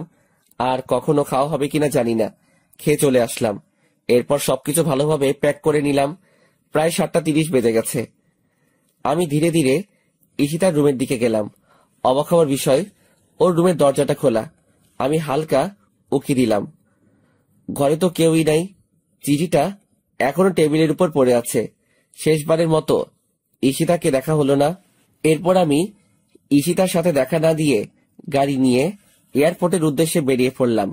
আমার সাথে আন্টি আঙ্কেল যাচ্ছেন আমাকে এগিয়ে দিতে। খেয়াল করলাম আন্টি পুরো রাস্তা মন খারাপ করে রয়েছেন। গাড়ি এসে থামলো এয়ারপোর্টের সামনে। এরপর আমি আঙ্কেলের থেকে সবকিছু বুঝে নিলাম। আমি আসার সময় আন্টি অনেক কান্না করতে লাগলো। আন্টি, তুমি যদি এইরকম কান্না করো তাহলে আমি কিভাবে যাব?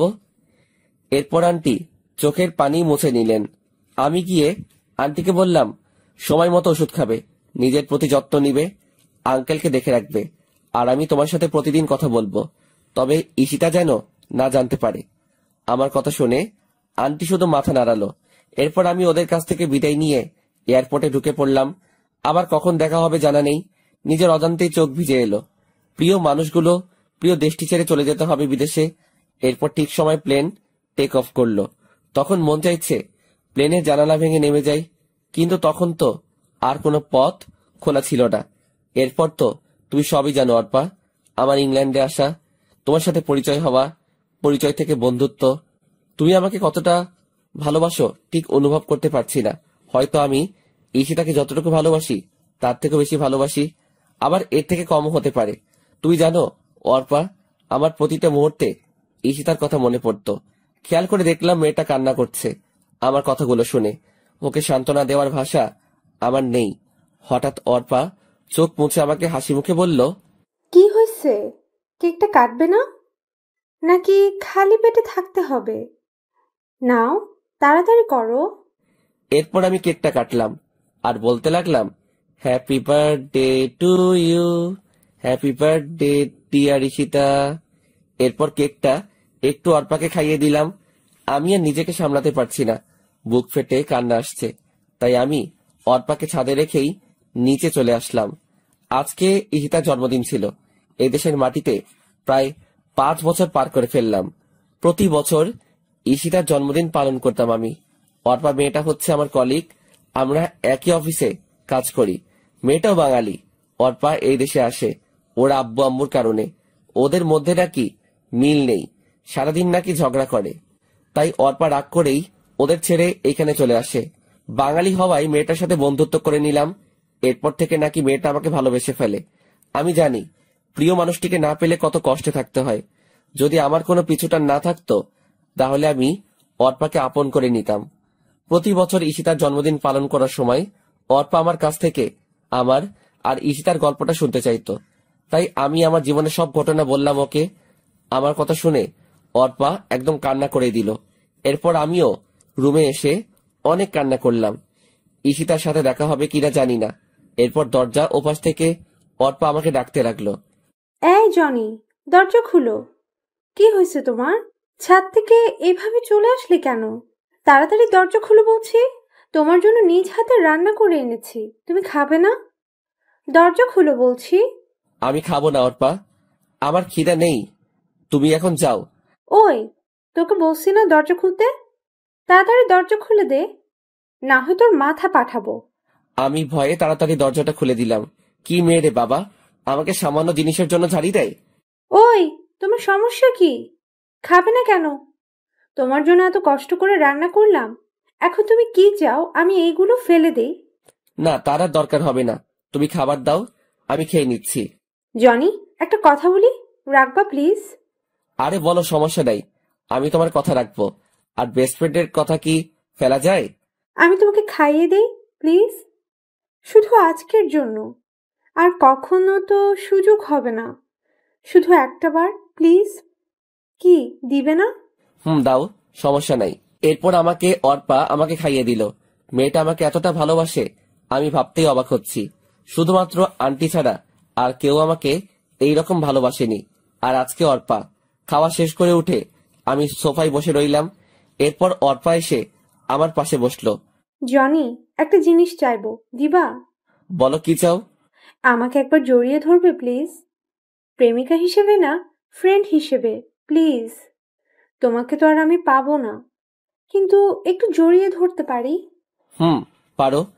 বলার সাথে সাথেই মেয়েটা এসে আমাকে জড়িয়ে ধরলো আর কান্না করে দিল। আমি কিছু বলছি না, কি বলবো আমি? আমার কাছে কি উত্তর আছে?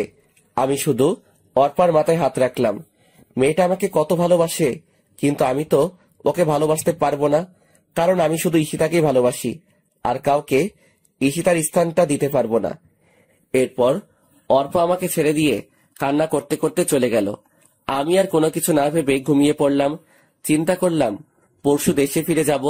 অনেক তো হলো এভাবে, এখন থেকে না হয় আমার নতুন করে অবহেলা পেতে শুরু করব। তবুও মনের ভিতর কোনো শূন্যতা অনুভব হবে না। এরপর সকালবেলা ঘুম থেকে উঠে ফ্রেশ হয়ে নিলাম, নাস্তা করে রেডি হয়ে অফিসে চলে আসলাম।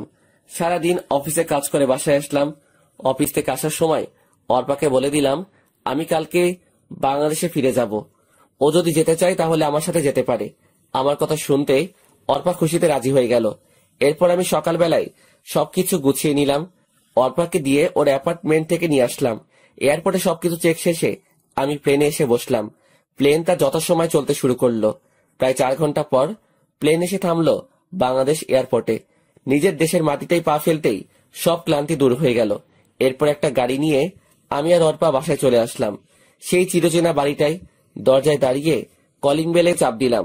একটু পর আন্টি এসে দরজা খুলে দিলেন আর আমাকে দেখে ভীষণ অবাক হলেন। খুশিতে আত্মহারা হয়ে আমাকে জড়িয়ে ধরে কান্না করে দিলেন। আমি আন্টির সাথে কান্না করে দিলাম। প্রায় 4 বছর পর আবার আপন মানুষগুলোকে দেখতে পেলাম। কেমন আছো আন্টি? আগে ভালো ছিলাম না, তুই এসে গেছিস, এখন অনেকটা ভালো আছি। তুই কেমন আছিস? আমিও ভালো আছি। কি অবস্থা হয়েছে তোর? একদম শুকিয়ে গেছিস, ঠিক মতন খাবার খাস না। এতগুলো দিন পর আমাদের কথা মনে পড়লো? তোমাদের কথা তো ঠিকই মনে পড়ে। আন্টি, ঈশিতা কোথায়? কেমন আছে ঈশিতা? ঈশিতা ওর ঘরে আছে। কেমন আছে তুই গিয়ে জিজ্ঞাসা কর। আর সাথে মেয়েটা কে বাবা? ওহ আন্টি, তোমাকে তো পরিচয় করিয়ে দেই নাই। ও হচ্ছে অর্পা, আমার ফ্রেন্ড। আর অর্পা, উনি হচ্ছে ঈশিতার আম্মু। তোমাকে তো বলেছি। কেমন আছেন আন্টি? আলহামদুলিল্লাহ, ভালোই আছি। তুমি কেমন আছো? জি আন্টি, আমিও ভালো আছি। আন্টি, আঙ্কেলকে তো দেখতে পাচ্ছি না। আঙ্কেল কোথায়? তোর আঙ্কেল অফিসের কাজে বাহিরে গেছে, আজকেই চলে আসবে। আর কতক্ষণ মেয়েটাকে বাহিরে দাঁড় করিয়ে রাখবি? ভিতরে আয়। আন্টি। অর্পা, ভিতরে আসো। এরপর আমি আর অর্পা ভিতরে চলে গেলাম। অর্পাকে গেস্ট রুমটা দেখিয়ে দিলাম। এরপর আমি আমার রুমে চলে আসলাম। নিজের সেই রুমটাতে আবার অনেকগুলো দিন পর এলাম, কিন্তু অবাক হওয়ার বিষয়, আমার রুমটা একদম গোছানো, সবকিছু পরিষ্কার। মনে হয় কেউ প্রতিদিন এসে পরিষ্কার করে যায়। এত কিছু না ভেবে আমি ফ্রেশ হতে চলে গেলাম। এরপর নিচে নাস্তা করতে চলে গেলাম। সাথে অর্পাকে নিয়ে এলাম। মেয়েটা হয়তো লজ্জায় কোনো কিছু বলতে পারবে না। আন্টি আমাদেরকে নাস্তা দিলেন। আমি খেয়ে যাচ্ছি, কিন্তু গলা দিয়ে নামতেছে না। কারণ একটাই, ঈশিতা। আসার পর থেকে ঈশিতাকে দেখতেছি না। ব্যাপার কি? মেয়েটা কোথায় গেল? আন্টি, ঈশিতা কোথায়? নাস্তা করবে না? আসার পর থেকে তো একবারও দেখলাম না। কি জানি বাবা কি হয়েছে, তুই যাওয়ার পর থেকে মেয়েটা একদম বদলে গেছে। ঠিক মতন খায় না, ঠিক মতন ঘুমায় না, অফিসে এবং কলেজে কোথাও যায় না। দিন দিন কেমন মৃত্যুর মুখে চলে যাচ্ছে। আন্টির কথা শুনে বুকটা কেঁপে উঠল। কি হয়েছে ঈশিতার? তবে কি ওর কোনো ক্ষতি হয়েছে? কেন হঠাৎ করে এইভাবে বদলে গেল? আন্টি, ঈশিতা এখন কোথায়? মনে হয় রুমেই আছে, সারাদিন নিজেকে রুমেই বন্দি করে রাখে। যা তো মেয়েটাকে ডেকে নিয়ে আয়। কে? আমি যাব? তুই যাইবি, এখন যা তো। এরপর আমি ধীরে ধীরে ঈশিতার রুমের দিকে পা বাড়ালাম। উপরে গিয়ে দেখি দরজাটা খোলা। আমি ঈশিতাকে অনেকবার ডাক দিলাম, উঠল না। এরপর রুমের ভিতরে গিয়ে ঈশিতার খাটের পাশে গেলাম। মেয়েটা ছোট বাচ্চাদের মতো শুয়ে আছে, চুলগুলো মুখের উপরে। আমি আবার ডাক দিলাম। এইবার ঈশিতা চোখ ডলতে ডলতে উঠে গেল। ঈশিতাকে দেখে চোখে পানি ছলছল করছে। কি ঈশিতা, কি হয়ে গেল? শুকিয়ে একদম কাঠ হয়ে গেছে, চোখের নিচে কালো দাগ পড়ে গেছে, আগের থেকে অনেক কালো হয়ে গেছে। আমাকে এইভাবে দেখতে পাবে ঈশিতা কল্পনাও করে নাই। ঈশিতার চোখ অশ্রুতে ভরে গেছে। আজকে অবহেলার প্রতিদানে এই সকল কিছু হচ্ছে। ঈশিতা খাট থেকে নেমে আমার একদম কাছে চলে আসলো, আমাকে জড়িয়ে ধরতে চাইলো, কিন্তু আমি সরে গেলাম। আমার থেকে এইরকম কিছু ঈশিতা আশা করেনি। আমিও ঈশিতার পাশে থাকতে চেয়েছিলাম, কিন্তু ঈশিতা আমার সাথে অনেক খারাপ ব্যবহার করছে, আমাকে প্রতিনিয়ত অবহেলা করে গেছে। এখন এই সবকিছু ঈশিতাকে তিলে তিলে ভুগতে হবে। প্রিয় মানুষটি অবহেলা করলে তা কত কষ্টের ঈশিতাকেও বুঝতে হবে। এখন থেকে আমি অবহেলা করব, আর ঈশিতা সবকিছু সহ্য করবে। আপনাকে আন্টি নিচে নাস্তা খেতে ডাকছে, তাড়াতাড়ি আসেন। জনি, দাঁড়াও, তোমাকে। আমি না শুনে চলে আসলাম, আর ঈশিতা ওইখানে হাঁটু গেড়ে বসে পড়ল। হয়তো বুঝতে পারছে তার কর্মের ফল ভুগছে, কান্না করতে লাগলো। আমি নিচে এসে নাস্তা করতে লাগলাম। এরপর ঈশিতাও এলো। আমি কিছু না বলে চুপচাপ নাস্তা খেয়ে যাচ্ছি, কিন্তু ঈশিতা নাস্তা না করে আমার দিকে তাকিয়ে আছে। ঈশিতাকে কষ্ট দেওয়ার জন্য আমি পুরোটা না খেয়ে চলে আসলাম। আমার এইরকম আচরণে ঈশিতা কষ্ট পেল, পাক না, তাতে আমার কি? আমাকেও তো কম কষ্ট দেয়নি ঈশিতা। এরপর আমি আমার রুমে চলে এলাম।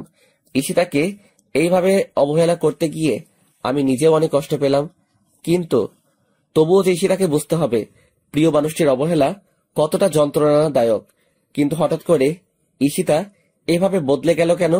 কিছু একটা তো কারণ আছে, জানতেই হবে আমাকে। সেই কারণ, রাতে সেই রকম ঘুম হয় নাই, তাই একটু ঘুমিয়ে নিলাম। ঘুম ভাঙলো দুপুর 12:30। আমার বুকের উপর ভারী কিছু অনুভব করছি। ঘুম থেকে উঠে দেখি ঈশিতা আমাকে জড়িয়ে ধরে ঘুমিয়ে আছে। মেয়েটার কি নিষ্পাপ মুখখানি! আগের কথাগুলো মনে পড়ে গেল। আমি ঘুমের মধ্যেই ঈশিতাকে এক ঝাটকা দিয়ে বুকের উপর থেকে ফেলে দিলাম। সাথে সাথে ঈশিতার ঘুমটা ভেঙে গেল। আপনি এখানে কি করেন? কেন আসলেন এই রুমে? আবার আমার বুকে মাথা রেখে আমাকে জড়িয়ে ধরে ঘুমিয়েছিলেন। আমার স্বামীকে আমি জড়িয়ে ধরে ঘুমাতে পারি, আমার অধিকার আছে। কিসের স্বামী? হ্যাঁ, কেউ একজন বলেছিল স্বামী ইজ মাই ফুড, আর অধিকারের কথা বলছেন। একদিন আমিও আপনার কাছে স্বামীর অধিকার চাইতাম, কিন্তু আপনি আমাকে শুধু অবহেলা করে আসছেন। কত কষ্ট দিয়েছেন, মনে আছে আপনার? আমার কথাগুলো শুনে ঈশিতা ফুপিয়ে ফুপিয়ে কান্না করতে লাগলো। প্লিজ জনি, এরকম করো না। আমি তোমাকে ভীষণ ভালোবাসি, নিজের থেকেও বেশি। ভালোবাসা? আমি এখন আর আপনাকে ভালোবাসি না। আমার মতো ছোট লোক কাউকে ভালোবাসতে পারে না। অর্পা মেয়েটাকে চিনেন? আমি ওকেই ভালোবাসি। ও আপনার মতো নিষ্ঠুর না, অনেক ভালো মেয়ে অর্পা। আর আপনার না বয়ফ্রেন্ড আছে, তাহলে আমার কাছে কেন ভালোবাসা চাইতে আসলেন? আপনার বয়ফ্রেন্ডের কাছে যান। আগে তো আপনি বলতেন আমি যেন এই বাড়ি ছেড়ে চলে যাই। এখন আর আপনাকে বলা লাগবে না, আমি নিজে থেকেই চলে যাব। যদি কখনো ডিস্টার্ব করেন। আমি আর তোমাকে ডিস্টার্ব করব না, তবু তুমি আমাকে ছেড়ে যেও না। আমার কথাগুলো শুনে ঈশিতা ফুপিয়ে ফুপিয়ে কান্না করে যাচ্ছে। কান্না করার কারণে ঈশিতার নিঃশ্বাস নিতে কষ্ট হচ্ছে। আর কোনো কথা না বলে ঈশিতা কান্না করতে করতে চলে গেল। ঈশিতা এখন বুঝবে ভালোবাসার মানুষটি অবহেলা করলে কতটা কষ্ট লাগে। এরপর আমি ফ্রেশ হয়ে নিলাম। জোহর নামাজের আজান দিয়েছে, তাই নামাজ পড়তে মসজিদে চলে গেলাম। নামাজ পড়ে বাড়িতে আসার সময়ই রাকিবের সাথে দেখা হলো। আরে দোস্ত, তুই কখন আসলি? দেশে ফিরে আসলি, কিন্তু একবারও জানালিও না। আমি তো আজকে সকালেই এলাম। আসলে বাংলাদেশে আসার পর সিম নেওয়া হয় নাই, তাই যোগাযোগ করতে পারি। তো কেমন আছিস তুই? আলহামদুলিল্লাহ, ভালোই আছি। জানিস দোস্ত, আমার বিয়ে হয়ে গেছে। আমি এখন আর ব্যাচেলার নেই। আরে বাহ, ভালোই তো। আচ্ছা দোস্ত, এখন বাড়ি যেতে হবে। একদিন তোদের বাড়িতে যাব। আচ্ছা ঠিক আছে, ভালো থাকিস। তুইও। এরপর বাড়ি চলে এলাম। দুপুরের খাবার খেয়ে বসে বসে টিভি দেখতেছি। এরই মাঝে অর্পা এসে হাজির হলো। কিছু বলবে অর্পা? আসলে আমরা না একা একা ভালো লাগছে না, চলো না আমরা একটু ঘুরে আসি। ঘরে বসে থাকতে থাকতে ভালো লাগে না, আর ঈশিতার সাথেও কথা বলতে ভয় করে। ও যদি আমাকে কিছু বলে? ধুর পাগলি, ঈশিতা ওই রকম মেয়ে না, তোমাকে কিছু বলবে না, উল্টো তোমার সাথে ফ্রেন্ডলি আচরণ করবে। আর আজকে বিকালবেলা রেডি থেকো, আমরা ঘুরতে বের হব। ওয়াও, সত্যি? সত্যি। ঠিক আছে, তাহলে আমি ঈশিতাকে রেডি হয়ে নিতে বলছি। আমরা সবাই একসাথে যাব, তাহলে অনেক মজা হবে। না, তাকে বলার দরকার নাই, শুধু আমি আর তুমি যাব। সময় হলে আমি নিজেই ঈশিতাকে নিয়ে যাব। কিন্তু ঈশিতা? তোমাকে না বলছি, আর কেউ যাবে না। ওকে, অ্যাজ ইউর উইশ। এরপর আরো কিছুক্ষণ টিভি দেখে রেডি হয়ে নিলাম। অর্পা আর আমি গাড়ি নিয়ে ঘুরতে বেরিয়ে গেলাম। আমরা অনেক জায়গায় ঘুরলাম, অনেক কিছু খেলাম, কিন্তু আমার যে কিছুই ভালো লাগছে না। ঈশিতাকে এইভাবে কাঁদিয়ে আমিও ঠিক থাকতে পারছি না, কিছুতেই মন মানছে না। এরপর আমরা ঘোরাঘুরি শেষ করে প্রায় সন্ধ্যার দিকে বাড়ি ফিরলাম। এরপর আমি ফ্রেশ হয়ে একটু শুয়ে রইলাম আর ভাবতে লাগলাম, ঈশিতার মাঝে এত পরিবর্তন আসলো কিভাবে? ওর নাকি বয়ফ্রেন্ড ছিল, তাহলে গেল কোথায়? কেন এখন ঈশিতা আমার জীবনে আসতে চাইছে? অবহেলা করার পর কেন আপন করতে চাইছে? সবকিছু যেন গুলিয়ে যাচ্ছে। রাত প্রায় 10টা বেজে গেছে। নিচে খেতে ডাকছে। আমি নিচে গিয়ে খাওয়ার জন্য টেবিলে বসে পড়লাম। সবাই আছে, শুধু আঙ্কেল নেই। ঈশিতা আমার সামনের চেয়ারটাতেই বসা। ঈশিতা না খেয়ে শুধু আমার দিকে তাকিয়ে আছে। মেয়েটা এমন কেন না খেয়ে আমার দিকে তাকিয়ে আছে? আমার দেখার জন্য তো সারা জীবন পাবেই। আমি কিছু না বলে চুপচাপ খেয়ে নিলাম। এরপর ছাদে চলে এলাম, একটা সিগারেট ধরালাম, ধীরে ধীরে পুরো সিগারেটটা শেষ করে দিলাম। এইভাবে 1 প্যাকেট সিগারেট খেয়ে ফেললাম। আপন মানুষগুলো যখন পর হয়, তখন এই জিনিসটাই সবচাইতে আপন হয়ে যায়। এরপর ঘরে এসে শুয়ে পড়লাম। ভোরবেলা ঘুম থেকে উঠে ফ্রেশ হয়ে নামাজ পড়তে চলে গেলাম। নামাজ শেষে বাড়িতে চলে এলাম। অনেকদিন সূর্যোদয়টা দেখা হয় না, তাই ছাদে এলাম। পূব আকাশে হালকা আলো চিকচিক করছে, বয়ে যাচ্ছে মৃদু বাতাস, আর রয়েছে চারিদিকে পাখিদের কিচিরমিচির আওয়াজ। সব মিলিয়ে একটা মনোমুগ্ধকর পরিবেশ। ভালোই উপভোগ করছি।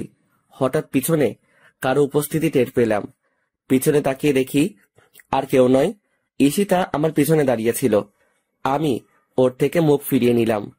আগের ন্যায় সামনের দিকে তাকিয়ে রইলাম। ঈশিতা কিছু বলবে মনে হচ্ছে, কিন্তু কিছু না বলে আবার কিভাবে চলে গেল। আমিও আর কিছু না বলে নিচে চলে এলাম। এরপর আন্টি ডাক দিলেন নাস্তা করার জন্য। আমি নিচে চলে গেলাম। আঙ্কেল দেখি উপস্থিত আছেন, হয়তো রাতে বাড়ি ফিরলেন। আমি আঙ্কেলের পাশে গিয়ে দাঁড়ালাম। আঙ্কেল হাতের খবরের কাগজটা রেখে আমাকে জড়িয়ে ধরলেন আর কান্না করতে লাগলেন। আমার এই ভুবনে আব্বু আম্মু নেই, কিন্তু আঙ্কেল আন্টি এখন আমার আব্বু আম্মু। আমিও আঙ্কেলকে জড়িয়ে ধরে কান্না করতে লাগলাম। ওনারা না থাকলে হয়তো আমাকে একটা অস্তিত্বহীন জীবন যাপন করতে হতো। এইভাবে চলে আসলি? আমাদেরকে তো অন্তত একবার জানাতে পারতে। ভাবলাম সারপ্রাইজ দিব। কেমন হলো সারপ্রাইজটা? অনেক ভালো। এই কি অবস্থা হয়েছে তোর? কেন এমন করিস নিজের সাথে? অন্তত আমাদের কথা ভেবে না হয় শরীরের যত্ন নে। নিজের কথা তো কখনো ভাবিস না। তুই না থাকলে যে আমরা ভালো থাকতে পারি না, কেন বুঝিস না তুই? তোর বাবা মা তোকে আমাদের কাছে আমানত রেখে গেছে। তোর কিছু হলে ওরা যে কষ্ট পাবে, জানিস আমি কখনো তোর আব্বুকে কষ্ট থাকতে দিতে চাই না। সব সময় হাসি খুশি দেখতে চাইতাম। আঙ্কেল, এখন থেকে তোমার সব কথা মেনে চলবো। এখন সবাই নাস্তা করতে বসো, আর তোর সাথে যেই মেয়েটা এসেছে ওকে ডেকে নিয়ে আয়। আমরা সবাই একসাথে নাস্তা করব। আমি গিয়ে অর্পাকে নিয়ে আসলাম। ঈশিতা আগে থেকেই হাজির আছে। অর্পাকে আঙ্কেলের সাথে পরিচয় করিয়ে দিলাম। তারপর সবাই মিলে নাস্তা করতে লাগলাম। আঙ্কেল, আমি আজকে থেকে অফিসে যেতে চাই। এত তাড়াতাড়ি কেন? কয়েকটা দিন রেস্ট নে। এমনিতে অনেক দিন পর এসেছিস, সবার সাথে একটু সময় কাটা। না আঙ্কেল, বাড়িতে বসে থাকতে ভালো লাগে না। আচ্ছা বাবা, তুই যা ভালো বুঝিস কর। Thank you uncle. রুমে এসে অফিসে যাওয়ার জন্য রেডি হচ্ছি। ওই সময় অর্পা আমার রুমে এসে হাজির। কিছু বলবে নাকি? আসলে আমার না একা একা বাড়িতে ভালো লাগবে না, যদি তোমার সাথে নিয়ে যেতে। আচ্ছা, সমস্যা নাই, তুমি গিয়ে তৈরি হয়ে নাও, আমরা খুব তাড়াতাড়ি বের হব। ঠিক আছে। অর্পা চলে গেল আর আমি আবার তৈরি হতে ব্যস্ত আছি। এরপর তৈরি হয়ে গাড়িতে অর্পার জন্য অপেক্ষা করতেছি। এরপর অর্পা আসলো, আমি গাড়ি চালাতে শুরু করলাম। এরপর আমরা চলে এলাম অফিসে। আমি গিয়ে বসের কেবিনে বসলাম, অর্পাকে আমার সাথে নিয়ে আসলাম। এরপর আমি পিয়নকে দিয়ে রাকিবকে আমার কেবিনে ডেকে নিয়ে আসলাম। ফিরে আসবো নাকি? দোস্ত আয়, আর তোর অনুমতি লাগবো না, যখন ইচ্ছা তখন আসতে পারবি। তা বুঝলাম, কিন্তু বাকিরা কি ভাববে বল? বসকে তুই করে ডাকলে কেমন দেখায় না? আরে কে কি বললো আমার কিছু যায় আসে না। যেই জায়গায় আমার কোনো সমস্যা নাই, তাহলে তোর কি সমস্যা? আর আমি তোকে বস হিসেবে বলছি, তুই এখন থেকে আমাকে তুই করে বলবি। আচ্ছা ঠিক আছে, তা কিছু বলবি নাকি? বলবো তো, তাই তো ডাকলাম তোকে। কি কথা ছিল মনে আছে তো? কি কথা ছিল? ওই যে তোর বাড়িতে যাব আর বউটাকে দেখবো কোন সেই হতবাকি যে তোর মতো পাগলের খপ্পরে পড়েছে। রাকিব মুচকি এসে বলল, সমস্যা কি? তুই বললে এখনই চল, আর দেখে নিস কে আমার খপ্পরে পড়েছে। আরে এখন না, দুপুরে লাঞ্চ টাইমে যাব। এখন তো অফিসে অনেক কাজ আছে। আর পরিচয় হয়ে নে, ও হচ্ছে অর্পা, আমার সাথে বিদেশে আমার কলিগ ছিল। আর অর্পা, ও হচ্ছে আমার ফ্রেন্ড রাকিব। তোমাকে তো ওর কথা বলছি।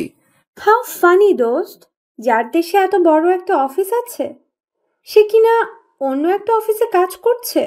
হ্যালো, কেমন আছেন? হাই, আলহামদুলিল্লাহ ভালো আছি ভাইয়া, আপনি কেমন আছেন ভাইয়া? আলহামদুলিল্লাহ ভালো। ওই সাইলেন্সারটার সাথে কিভাবে ফ্রেন্ডশিপ করলেন? সারাদিন তো মন মরা হয়ে বসে থাকতো। আমার মনে হয় বিদেশেও ওই রকম করেছে। ঠিক বলছেন, শুধু কাজের সময় কাজ করতো আর সারাদিন বসে বসে সময় কাটিয়ে দিত। আমি ওদের কথাগুলো শুনছি আর মিট করে হাসছি। পাগলগুলা বলে কি, সব সময় হাসি খুশি থাকার চেষ্টা করেও থাকতে পারতাম না। কেন জানি কিসের একটা শূন্যতা অনুভব হতো। এরপর রাকিব চলে যায়, আমি বসে বসে কাজ করতে লাগলাম আর অর্পা বসে বসে ফ্রি ফায়ার খেলতে লাগলো। বুঝি না মেয়েটা এই গেমটা কেমনে খেলা শিখলো, আমার থেকেও ভালো খেলতে পারে। তাই তো সবসময় আমার স্কোয়াডে রাখি। কাজ করতে করতে দুপুরের খাওয়ার সময় হয়ে গেল, কিন্তু আমি এখনো কাজ করতে লাগলাম, অনেক কাজ পড়ে আছে। কিরে চল, আর কতক্ষণ অপেক্ষা করব? আমার কিন্তু ভীষণ খিদা লাগছে। কাজ এখন বন্ধ রাখ। ওই বেটা পেটু, সবসময় খাই খাই করিস কেন? একটু অপেক্ষা কর, আমি কাজগুলো সেরে ফেলি। আচ্ছা তুই তাড়াতাড়ি কর, আমি আমার ডেস্কে আসি। কাজ শেষ হইলে আমার ডেকে নিস। এরপর রাকিব চলে গেল, আমি কাজে মনোযোগ দিলাম। প্রায় 15 মিনিট পর কাজ শেষ হয়ে এসেছে। এরপর আমি অর্পাকে সাথে নিয়ে রাকিবের সাথে তাদের বাড়িতে উদ্দেশ্যে রওনা হলাম। আমি আর রাকিব কথা বলতে বলতে যেতে লাগলাম। প্রায় কিছু সময় রাকিবের বাড়িতে চলে এলাম। বাড়িটা আমার আগে থেকে চেনা। এরপর আমরা গাড়ি থেকে নেমে গাড়িটা পার্ক করিয়ে নিলাম। রাকিব গিয়ে দরজায় নক করলো। প্রায় কিছু সময় পর দরজা খুলে দিল। ভিতর দিকে তাকিয়ে আমি বড়সড় একটা ধাক্কা খেলাম। ও এখানে কি করে? আরে দিশা, তুমি এখানে? মানে কিভাবে হলো এইসব? রাকিব, তুইও তো কিছু বলিস নাই। ঘরে চল, তারপর সব বলবো। আগে খেয়ে নে, তারপর সবাই বসে কথা বলবো। আর অফিসে এখন দেরি করে গেলেও কিছু হবে না, সব জানতে পারবি। কেন তোকে কিছু বলি নাই? কেন তোর কাছ থেকে এত কিছু লুকিয়ে রাখলাম? এখন চল। এরপর আমরা ভিতরে গেলাম, ফ্রেশ হয়ে চলে এলাম খাওয়ার রুমে। তবে দিশা মেয়েটাকে আজকে অনেক খুশি দেখাচ্ছে, আমিও অনেক খুশি। মেয়েটা অন্তত একটা ভালো মানুষকে তো পেল, কিন্তু ওই শালা রাকিব তো অন্য মেয়েকে ভালোবাসতো। তাহলে ওই মেয়েটার কি হলো? সবকিছু কেমন গুলিয়ে যাচ্ছে। কিরে, এত কি ভাবিস? সব কিছু জানতে পারবি। এখন খেয়ে নে, আর কতক্ষণ অপেক্ষা করব? ভীষণ ক্ষুধা লাগছে। আমি মুচকি হেসে ওর কথায় সম্মতি জানালাম। এরপর আমরা সবাই খেতে বসে গেলাম।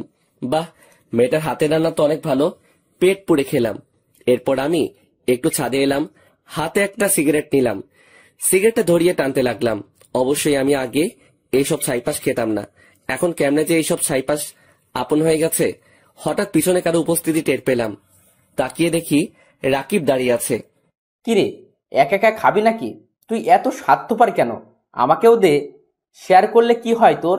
দে না দোস্ত। তুই আবার কবে থেকে এইসব খাস? আগে তো জানতাম না। আর আমি শেয়ার করতে পারবো না। পারলে পুরোটা খা, আমি অর্ধেক শেয়ার করতে পারবো না।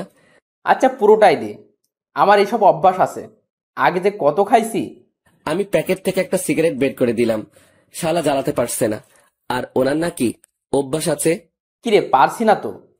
শালাকে সিগারেট দিলি? সেই কখন থেকে চেষ্টা করেই যাচ্ছি, কিন্তু কিছুতেই জ্বলছে না। আবাল মার্কা সিগারেট। তুমি আমার কচু জানো, সিগারেট মুখে নিয়ে জ্বালাতে হয়, হাতে রেখে না। ওনার নাকি আবার অভ্যাস আছে।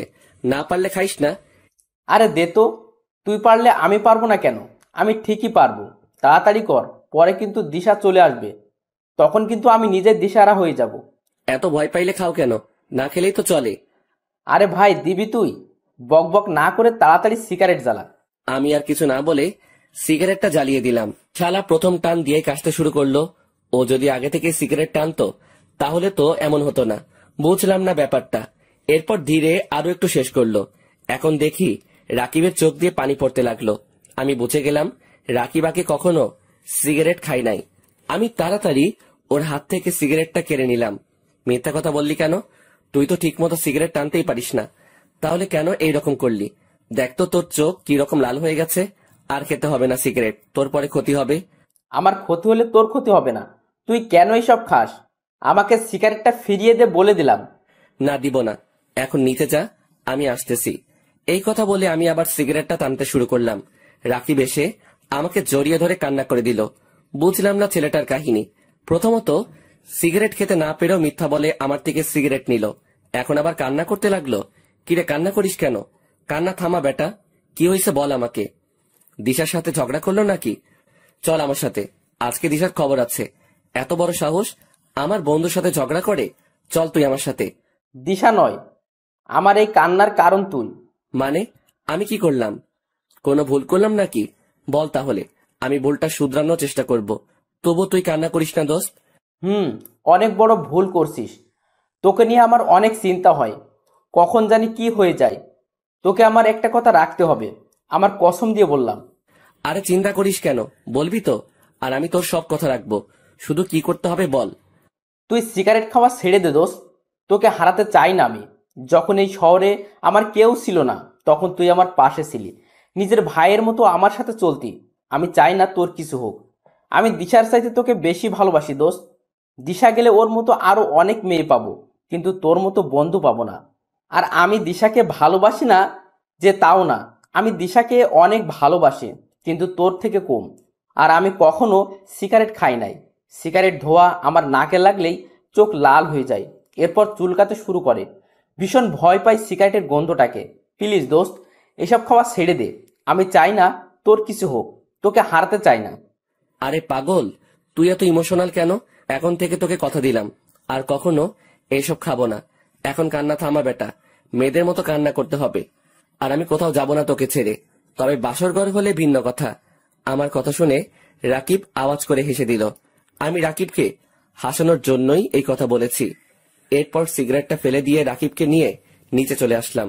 এরপর দুইজন পাশাপাশি ভালোভাবে ফ্রেশ হয়ে নিলাম, যাতে সিগারেট গন্ধ আমাদের শরীরে না থাকে। এরপর সবাই মিলে ড্রয়িং রুমে বসে পড়লাম। অর্পাও ছিল আমাদের সাথে। রাকিব বলতে শুরু করলো, তুই বিদেশ যাওয়ার 2 দিন আগে আমি অফিসে বসে দিশার ফটোগুলো দেখতেছি। ওই সময় ঈশিতা ম্যাম আমাকে তার কেবিনে যেতে বলল। আমিও চলে গেলাম ম্যামের কেবিনে।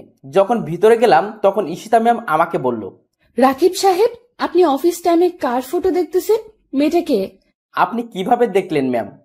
আমি সিসি ক্যামেরায় দেখেছি। ভয় নেই, বলেন মেয়েটা আপনার কি হয়? আমি কিছু মাইন্ড করব না। আর আপনি না দাঁড়িয়ে থেকে বসেন, আর এই নেন টিস্যু। এই এসির মধ্যেও ঘামাচ্ছেন কেন? বললাম তো ভয় পেতে হবে না, ফ্রেন্ড হিসেবে বলুন।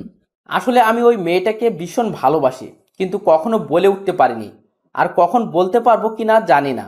তখন ঈশিতা ম্যাম আমার হাত থেকে মোবাইলটা নিয়ে দিশার ফটোগুলো দেখতে লাগলো। এরপর ঈশিতা ম্যাম বলল, আমি যা ভেবেছিলাম তাই হলো। এই মেয়েটার নাম হলো দিশা, আমার বেস্ট ফ্রেন্ড। অনেক ভালো একটা মেয়ে, কিন্তু আপনি ওর ফটো কোথায় পেলেন আর কিভাবে ছিলেন? আমি ফেসবুক থেকে ওর ফটোগুলো পেলাম কাছে, এখন ওর নাম জানতে পারলাম। আর আপনার মেয়ে ওর নামটাও জানতাম। ওর ফেসবুক আইডির নাম ছিল নীল প্রজাপতি। আর ওকে সবসময় আমার বাড়ির সামনে দিয়ে কলেজে যেতে দেখতাম। কিন্তু ভয়ে কখনো কথা বলে উঠতে পারি নাই। আপনার বেস্ট ফ্রেন্ডকে মনে হয় আর পাওয়া হবে না। কেন পাওয়া হবে না? আপনি কি ওকে বিয়ে করতে চান? নির্ভয়ে বলুন, সবকিছু আমি দেখছি। তা তো অবশ্যই চাই, কিন্তু আপনার ফ্রেন্ড কি রাজি হবে? দূর থেকে ভালোবেসে গেলে কি হয়? আরে আপনি চিন্তা করছেন কেন? মনে করুন এখন থেকে আপনার এই বোন আপনার বিয়ের দায়িত্ব নিল, কি দিবেন না? ঈশিতার কথা শুনে আমি অনেক অবাক হলাম। আমি ভাবতে থাকলাম, এই মেয়েটা এই রকম কেন? আমার সাথে কি সুন্দর আচরণ করছে, কিন্তু তোর সাথে খারাপ আচরণ করে কেন? মেয়েটাকে তো দেখে খারাপ মনে হয় না। তারপর কি হলো? তারপর আমি ঈশিতা ম্যামকে দায়িত্ব দিয়ে দিলাম, আর উনি বলছেন দিশার সাথে নাকি আমার কথা বলিয়ে দেবে। এরপর আমি ওইখান থেকে চলে আসলাম। বাকিটা দিশার থেকে শুনেন। তারপর কি হলো? বলছি, তুমি বিদেশে যাওয়ার 2 দিন আগে ঈশিতা আমাদের বাড়িতে আসে। আমি কলেজে যাওয়ার জন্য প্রস্তুত হচ্ছি, ওই সময় ঈশিতা আমার কাছে আসলো। কিরে ঈশিতা, কখন আসলি? এখানে আয়, বস।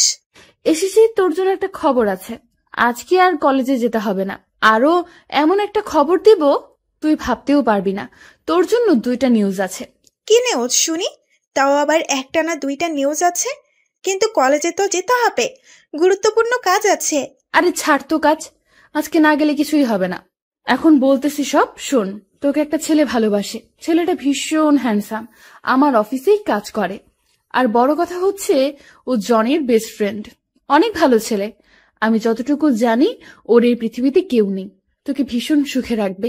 রাজি হয়ে যা দোস্ত, আমি বিয়ের সব কিছুর ব্যবস্থা করছি, শুধু তুই রাজি হলেই হবে। আর রাজি না হয়েও পারবি না, ছেলে কিন্তু অনেক সুন্দর আর ভালো। সবই বুঝলাম, কিন্তু আমাকে দেখলো কিভাবে? আর ছেলেটার নাম কি? তুই নাকি প্রতিদিন কলেজে যাওয়ার সময় ওর বাড়ির সামনে দিয়ে যাইতি, তখন থেকে তোকে ভালোবেসে ফেলে। আর ফেসবুক থেকে তোর অনেকগুলো ফটো নিছে। আর ছেলেটার নাম রাকিব। কিন্তু কিভাবে সম্ভব? কেন সম্ভব নয়? ও তোর জন্য একদম পারফেক্ট। আর বললাম না তোকে দারুণ একটা খবর দিব, তাহলে আমিও জনিকে ভালোবাসি। হোমা, তাই নাকি? তা কবে থেকে ভালোবাসিস? তাহলে এত এইভাবে অবহেলা করলি কেন? কেন এত অপমান করলি? জানিস, ছেলেটা ভীষণ ভালো। আমি ওকে একদিন ভালোবাসার কথা বললাম, কিন্তু জনি আমাকে তখন গ্রহণ করে নাই। তার একমাত্র কারণ সে তোকে নিজের জীবনের চাইতেও বেশি ভালোবাসতো, আর এখনো বাসে। শুধু তুই বুঝিস নাই জনির ভালোবাসা। এত অবহেলা অপমান করার পরেও কেন জনি তোর কাছে পড়ে আছে জানিস? শুধু তোকে ভালোবাসে বলে। কিন্তু তার প্রতিদান ছেলেটাকে কি দিলি? শুধু অবহেলা আর অপমান ছাড়া। তাই এখনো সময় আছে, জনের কাছে ক্ষমা চেয়ে নে আর একসাথে নতুন জীবন শুরু কর। ক্ষমা তো চাইবো, কিন্তু এখন না। ওর জন্মদিনে ওকে সারপ্রাইজটা দিব। জনির জন্মদিনে আমার ভালোবাসা হবে ওর প্রথম উপহার। সবকিছু ভুলে কাছে টেনে নিব, আর কখনো কষ্ট দিব না। শুধু দিনটার অপেক্ষায় আছি। তাই ভালো হবে। কিন্তু হঠাৎ করে এত পরিবর্তন আসলো কোথা থেকে? কি হয়েছে একটু বলবি প্লিজ? যে তুই কিনা জনের নাম শুনলেই রাগে আগুন হয়ে যেতি, আজ সেই তুই কিভাবে এত বদলে গেলি? নিশ্চয়ই কোনো কারণ আছে। কারণটা কি বলবি প্লিজ? সময় হলে ঠিক সব জানতে পারবি। এখন রেডি হয়ে নে, আজকে আমার সাথে তোকে যেতে হবে। রাকিব তোর জন্য অপেক্ষা করছে। সবই বুঝলাম, অন্তত তুই তো আমাকে জানাতে পারতি রাকিব। আমি যদি জানতাম তাহলে সত্যি সবকিছু জানাতাম। আমি তো জানতাম না যে তুই দিশাকে চিনিস, আর তোমাদের এই রকম একটা সম্পর্ক ছিল তাও জানতাম। আর বড় কথা, তুই তো ঈশিতাকে কিছু না বলে চলে গেলি বিদেশে, একবারও জানানো দরকার মনে করলি না। কিন্তু আমি একটা বিষয় বুঝতেই পারছি না, ঈশিতার এত পরিবর্তন হলো কেন? এর পিছনে কোনো কাহিনী আছে? আচ্ছা দোস্ত, তাহলে এখন উঠি, অনেক সময় হয়ে গেছে। ঠিক আছে, আমি কালকে অফিস যেতে পারবো না। দিশার সাথে একটু সময় কাটাতে চাই। প্লিজ দোস্ত, শুধু কালকের জন্য ছুটি চাই। শুধু কালকে না, তোকে 1 সপ্তাহ ছুটি দিলাম, যত পারিস সময় কাটা। তবে ছুটি শেষে চলে আসিস। দিশার খেয়াল রাখিস, কখনো কষ্ট দিস না। আর দিশা আমার বন্ধুটা কিন্তু সাদাসিধে আর ইমোশনাল, তাই কখনো ওকে অবহেলা বা ইগনোর করিল না। আর তুমি আমাকে ক্ষমা করে দিও জনি। জানি আমার এই অপরাধের ক্ষমা নেই। ঈশিতাকে আর কষ্ট না দিয়ে কাছে টেনে নাও। অনেক কষ্ট আছে মেয়েটা। তুমি তো জানো, প্রিয় মানুষটির দেওয়া অবহেলা মৃত্যুর সমান। যদি বেশি ইগনোর করো ঈশিতাকে, তাহলে জীবনে তাকে হারিয়ে ফেলতে পারো। আরে ক্ষমার কি আছে? আমি তো চাইতাম তোমার জীবনে এমন কেউ আসুক যে সবসময় তোমাকে ভালোবাসবে। সুখে রাখবে। আর দেখো পেয়ে গেলে বিশ্বস্ত মানুষটাকে, আর রাকিবও পেয়ে গেল তার ভালোবাসার মানুষটিকে। আর আমাদের বাড়ি আবার আসবে কিন্তু পরের বার যেন ঈশিতাকে সাথেই দেখি। মুচকি এসে বললাম, দেখবে। তাহলে এখন আসি। এরপর অর্পাকে নিয়ে চলে এলাম বাড়িতে। তবে আজকে আমি ভীষণ খুশি। ঈশিতা আমাকে আরো 4 বছর আগে থেকে ভালোবাসতো, কিন্তু এত তাড়াতাড়ি ঈশিতাকে কাছে টেনে নিলে হবে না। ওকে ভালোভাবে বুঝতে হবে আপনজনের অবহেলা সহ্য করা কতটা যন্ত্রণাদায়ক। এরপর আমি ফোন করে বলে দিলাম অফিস যেন আজকে 4টায় ছুটি দিয়ে দেয়। ভালো লাগছে না, তাই রুমে বসে আছি। হঠাৎ কোথায় থেকে ঈশিতা আমার রুমে এসে হাজির। আপনি এখানে কেন? চলে যান আমার রুম থেকে। আপনাকে দেখলেই আমার শরীরটা জ্বালা করে, অসহ্য লাগে আপনাকে। কি চান এখানে? এইভাবে কথা বলছো কেন? আমি তো তোমার বউ, মাফ করে দাও না প্লিজ আমাকে। কখনো তোমাকে কষ্ট দেব না প্লিজ। ভীষণ ভালোবাসি তোমায়। তোমাকে ছাড়া আমার একটা দিনও ভাবা কষ্টকর। তোমাকে যে হৃদয়ের গোপন কুঠিরেতে বেঁধে ফেলেছি, যদি দূরে যেতে চাও তাহলে আমার কলিজা ছিঁড়ে যেতে হবে। তখন হয়তো আমি একটা জীবন্ত লাশ হয়ে যাব। মাফ করব, তাও আবার আপনাকে? অসম্ভব। কখনো আমি আপনাকে মাফ করব না। আর কি বললেন?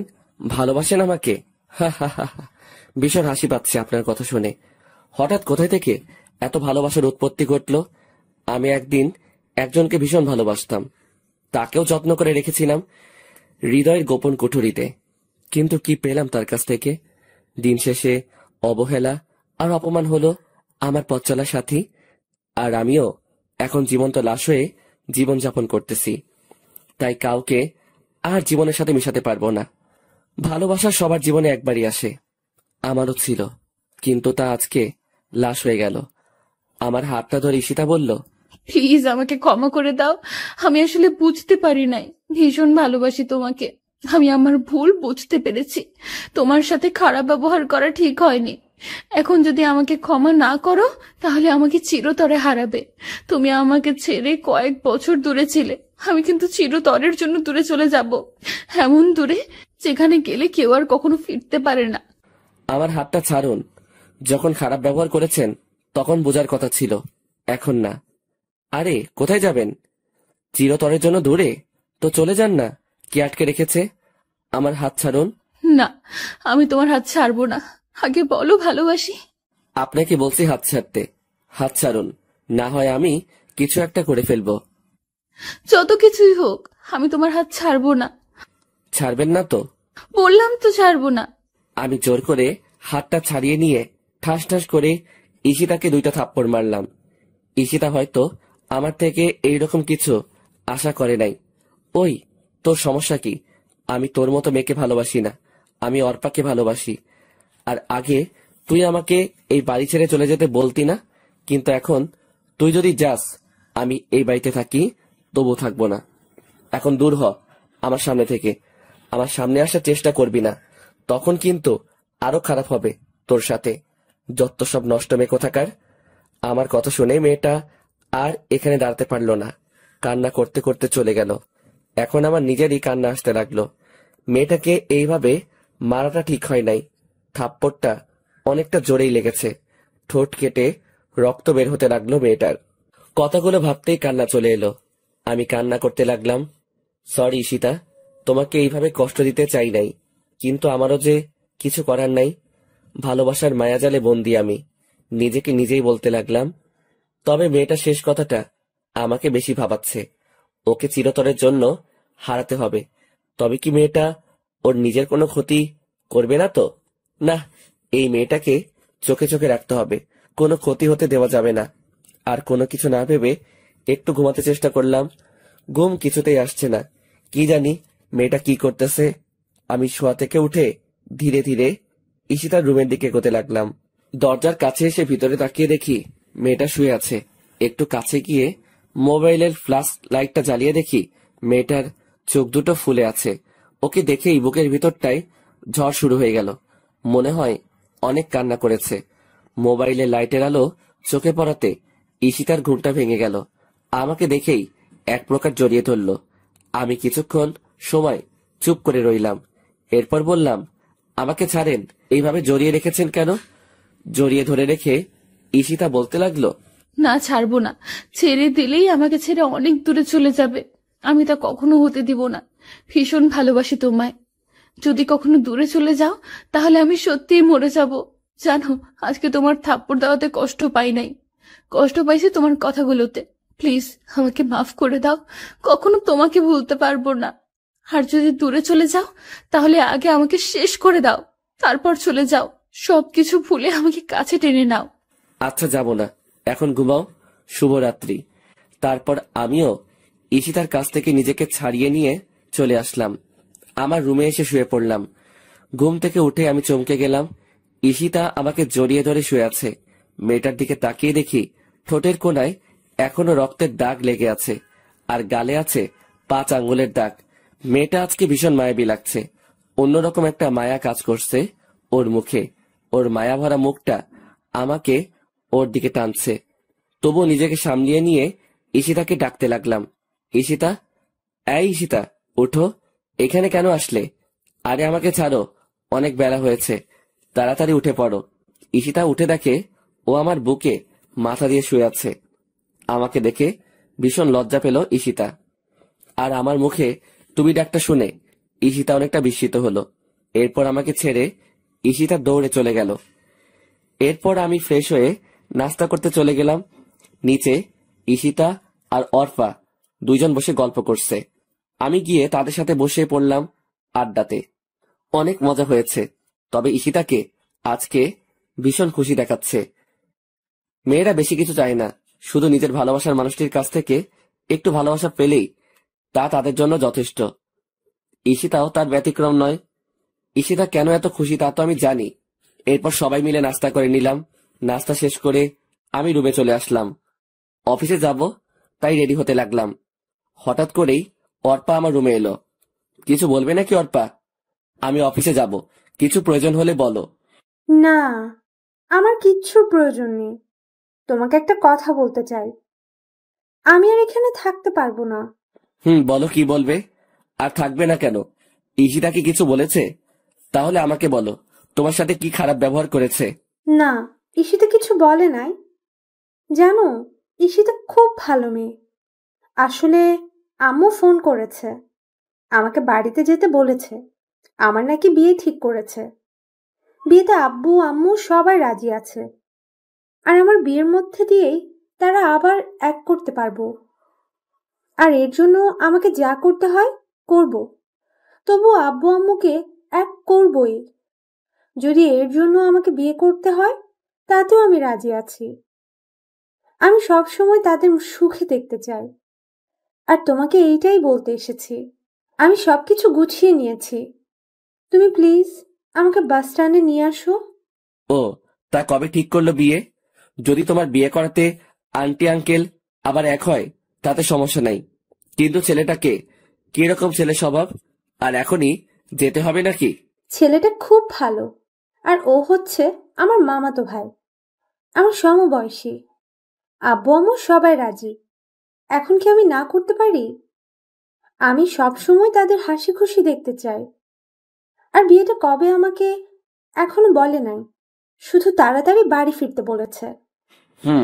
তাহলে ভালোই হবে। আচ্ছা, তুমি যাও, আমি রেডি হয়ে আসছি। আমি ভালোভাবে রেডি হয়ে নিলাম। এরপর নিচে এসে বসে রইলাম। অর্পা এখনো আসে নাই। নিচে ঈশিতাও বসে আছে। আমি ঈশিতাকে শুনিয়ে শুনিয়ে বলতে লাগলাম, আন্টি, আমি আজকে অর্পার সাথে চলে যাচ্ছি। আবার কখনো এই বাড়িতে আসা হবে কিনা জানি না। ভালো থেকো সবাই। আর কেউ একজন আছে এই বাড়িতে, তাকে বলে দিও আমি আর ফিরবো না। আমাকে দেখলে তো আবার তার সহ্য হয় না। ওইখানে অর্পাকে বিয়ে করে নিব। আমাদের বাচ্চা হলে তবেই ফিরবো। কথাগুলো ঈশিতাকে শুনিয়ে শুনিয়ে বললাম, যাতে ঈশিতা রাগ করে। আসলে আমার এইরকম কোনো চিন্তা ভাবনা ছিল না। ভাবলাম ঈশিতাকে রাগিয়ে অফিসে চলে যাব। এরপর অফিস থেকে আসার সময় তার রাগ ভাঙানোর জন্য যা করতে হয় করব। এরপর আমি আর অর্পা গাড়ি নিয়ে বেরিয়ে পড়লাম। ঈশিতা দরজায় দাঁড়িয়ে আমাদের চলে যাওয়া দেখতে লাগলো আর ফুপিয়ে ফুপিয়ে কান্না করছে। কেউ হয়তো এই কান্না শুনতে পারছে না, কিন্তু আমার কানে ঈশিতার কান্নার আওয়াজ ঠিকই বাজছে। এরপর অর্পাকে নিয়ে বাস স্ট্যান্ডে চলে এলাম। ওর জন্য টিকিট কেটে নিলাম। 10 মিনিট পরে বাস যাত্রা শুরু করবে। মেয়েটা মনে হয় কান্না করছে। ঠিকই ধরেছি, কিন্তু আমাকে বুঝতে দিচ্ছে না। আমি গিয়ে অর্পার পাশে দাঁড়ালাম।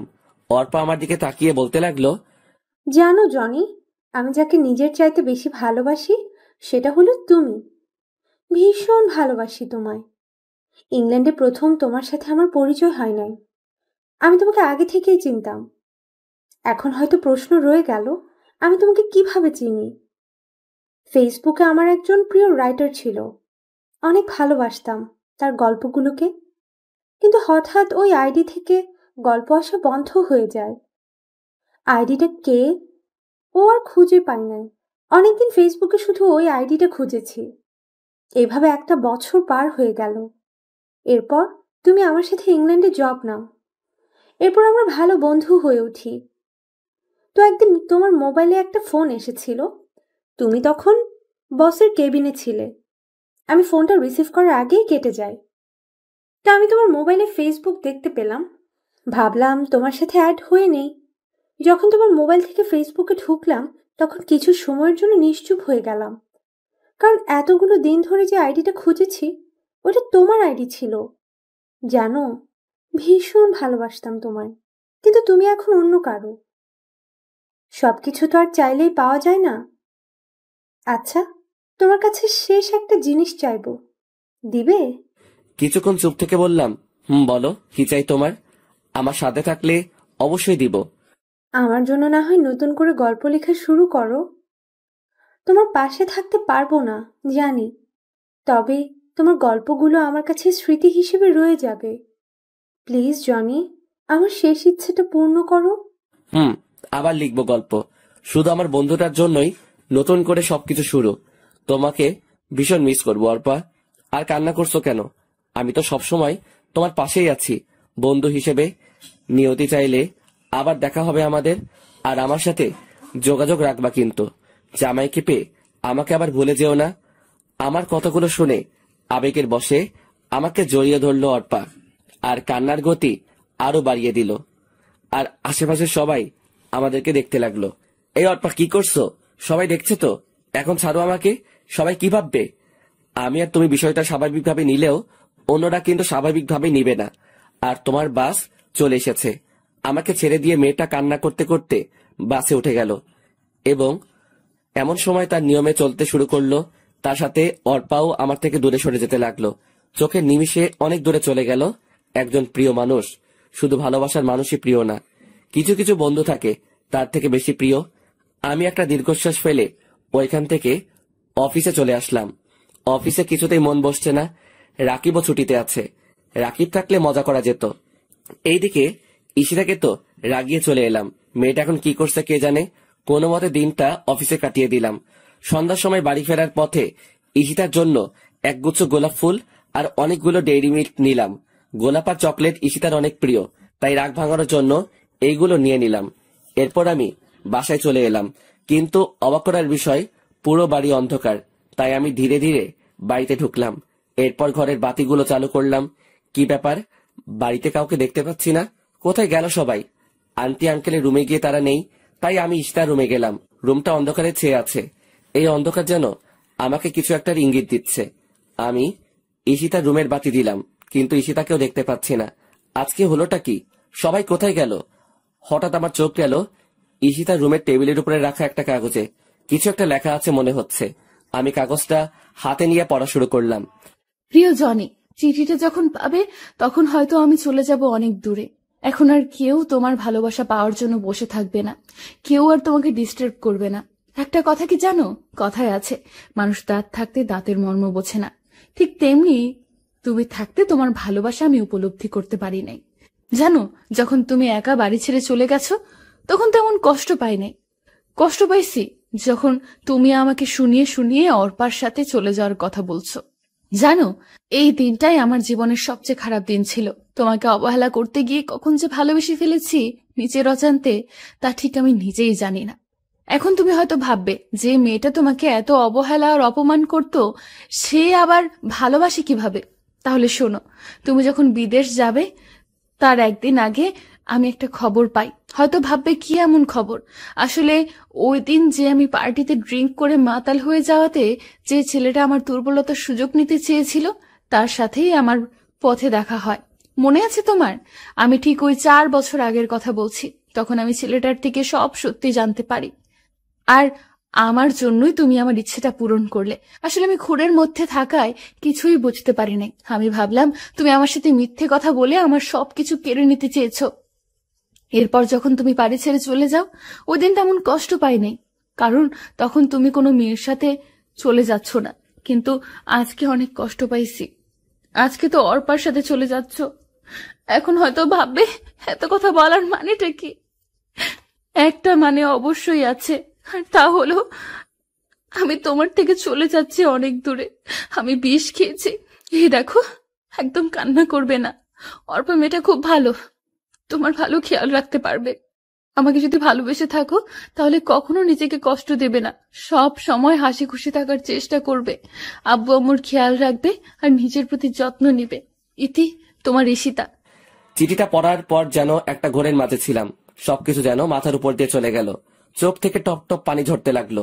চোখের পানিগুলো চিঠিতে পড়াতে চিঠিটা ভিজে ছিঁড়ে গেল। আমি বসে পড়লাম খাটে। সবকিছু এখনো জল্পনা, সবকিছু এখনো কল্পনা মনে হচ্ছে। মনে হয় আমি স্বপ্ন দেখছি। কেন এমন করলে ঈশিতা? এতগুলো দিন অপেক্ষা করলে আমার জন্য, আর শুধু আজকের দিনটা অপেক্ষা করলে কি হতো? আসলে তুমি আমাকে কখনো ভালোবাসো নাই। যদি ভালোবাসতে তাহলে আমাকে ছেড়ে যেতে না। আসলে কি জানো ঈশিতা, সত্যিকারের ভালোবাসাগুলো খুবই অসহায়। শুরু হয় যদিও সুখের মাঝে, কিন্তু শেষটা হয় দুঃখের। ভালোবাসি তোমায় ঈশিতা, খুব ভালোবাসি। এইভাবে একা করে না গেলেও পারতে। কতগুলো বলতেছি, এমন সময় মাথাটা ঘুরে উঠল। চোখ দুটো ঝাপসা হয়ে আসছে। মনে হয় আর কিছুক্ষণ পরই চিরতরে চোখ দুটো বন্ধ হয়ে যাবে। এরপর কি হলো ঠিক মনে নেই। এরপর নিজেকে আবিষ্কার করলাম হাসপাতালে। চোখগুলো ঠিক মতো খুলতে পারছি না। ধীরে ধীরে চোখ খুললাম, কিন্তু কাউকে দেখতে পাচ্ছি না। এরপর একজন ডাক্তার আসলেন। অভিনন্দন। আমি একটু ভ্রু কুঁচকে ডাক্তারের দিকে তাকালাম। ও, আপনি তো জানেন না। অভিনন্দন এই কারণেই দিলাম, আজকে 47 দিন পর গোমা থেকে ফিরে আসলেন। আপনাকে 50 দিনের সময় দেওয়া হয়েছিল। যদি 50 দিন পর গোমা থেকে না ফিরতেন তাহলে আর কখনো ফেরানো হতো না। আপনার ভাগ্য ভালো ছিল আর আল্লাহ তাআলার সহায় ছিলেন। সবই বুঝলাম, কিন্তু আমার বাড়ির সবাই কোথায়? হঠাৎ করে মাথাটা চক্কর দিয়ে উঠল। পরক্ষণেই আগের সব কথা মনে পড়ে গেল। আচ্ছা ডাক্তার, কেউ আসে নাই আমার খবর নিতে? ছিল তো। আপনার সমবয়সী একজন মেয়ে ছিল, প্রতিদিন আসতো আপনাকে দেখতে, আর ঘন্টার পর ঘন্টা দাঁড়িয়ে থাকতো আপনার বেডের পাশে আর কান্না করতো।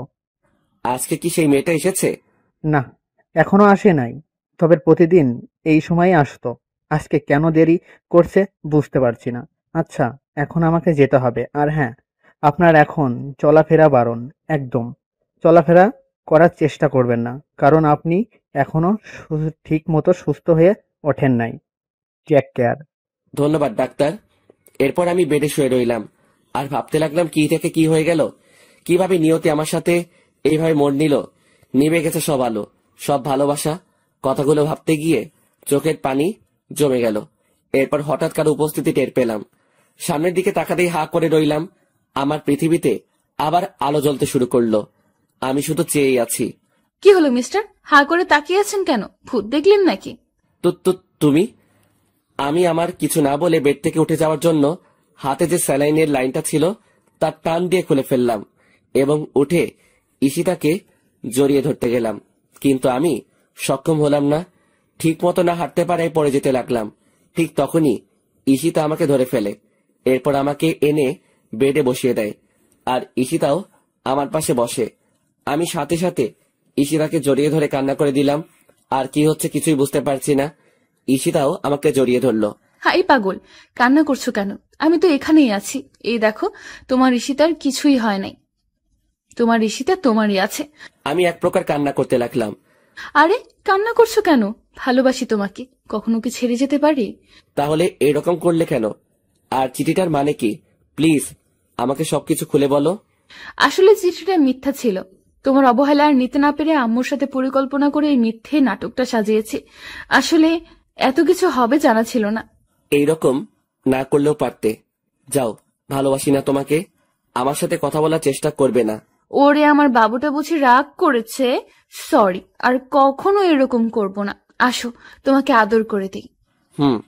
দাও। প্রতিদিন ভালোবাসার নতুন নতুন গল্প পেতে চ্যানেলটি সাবস্ক্রাইব করে পাশে থাকা বেল বাটনে ক্লিক করুন।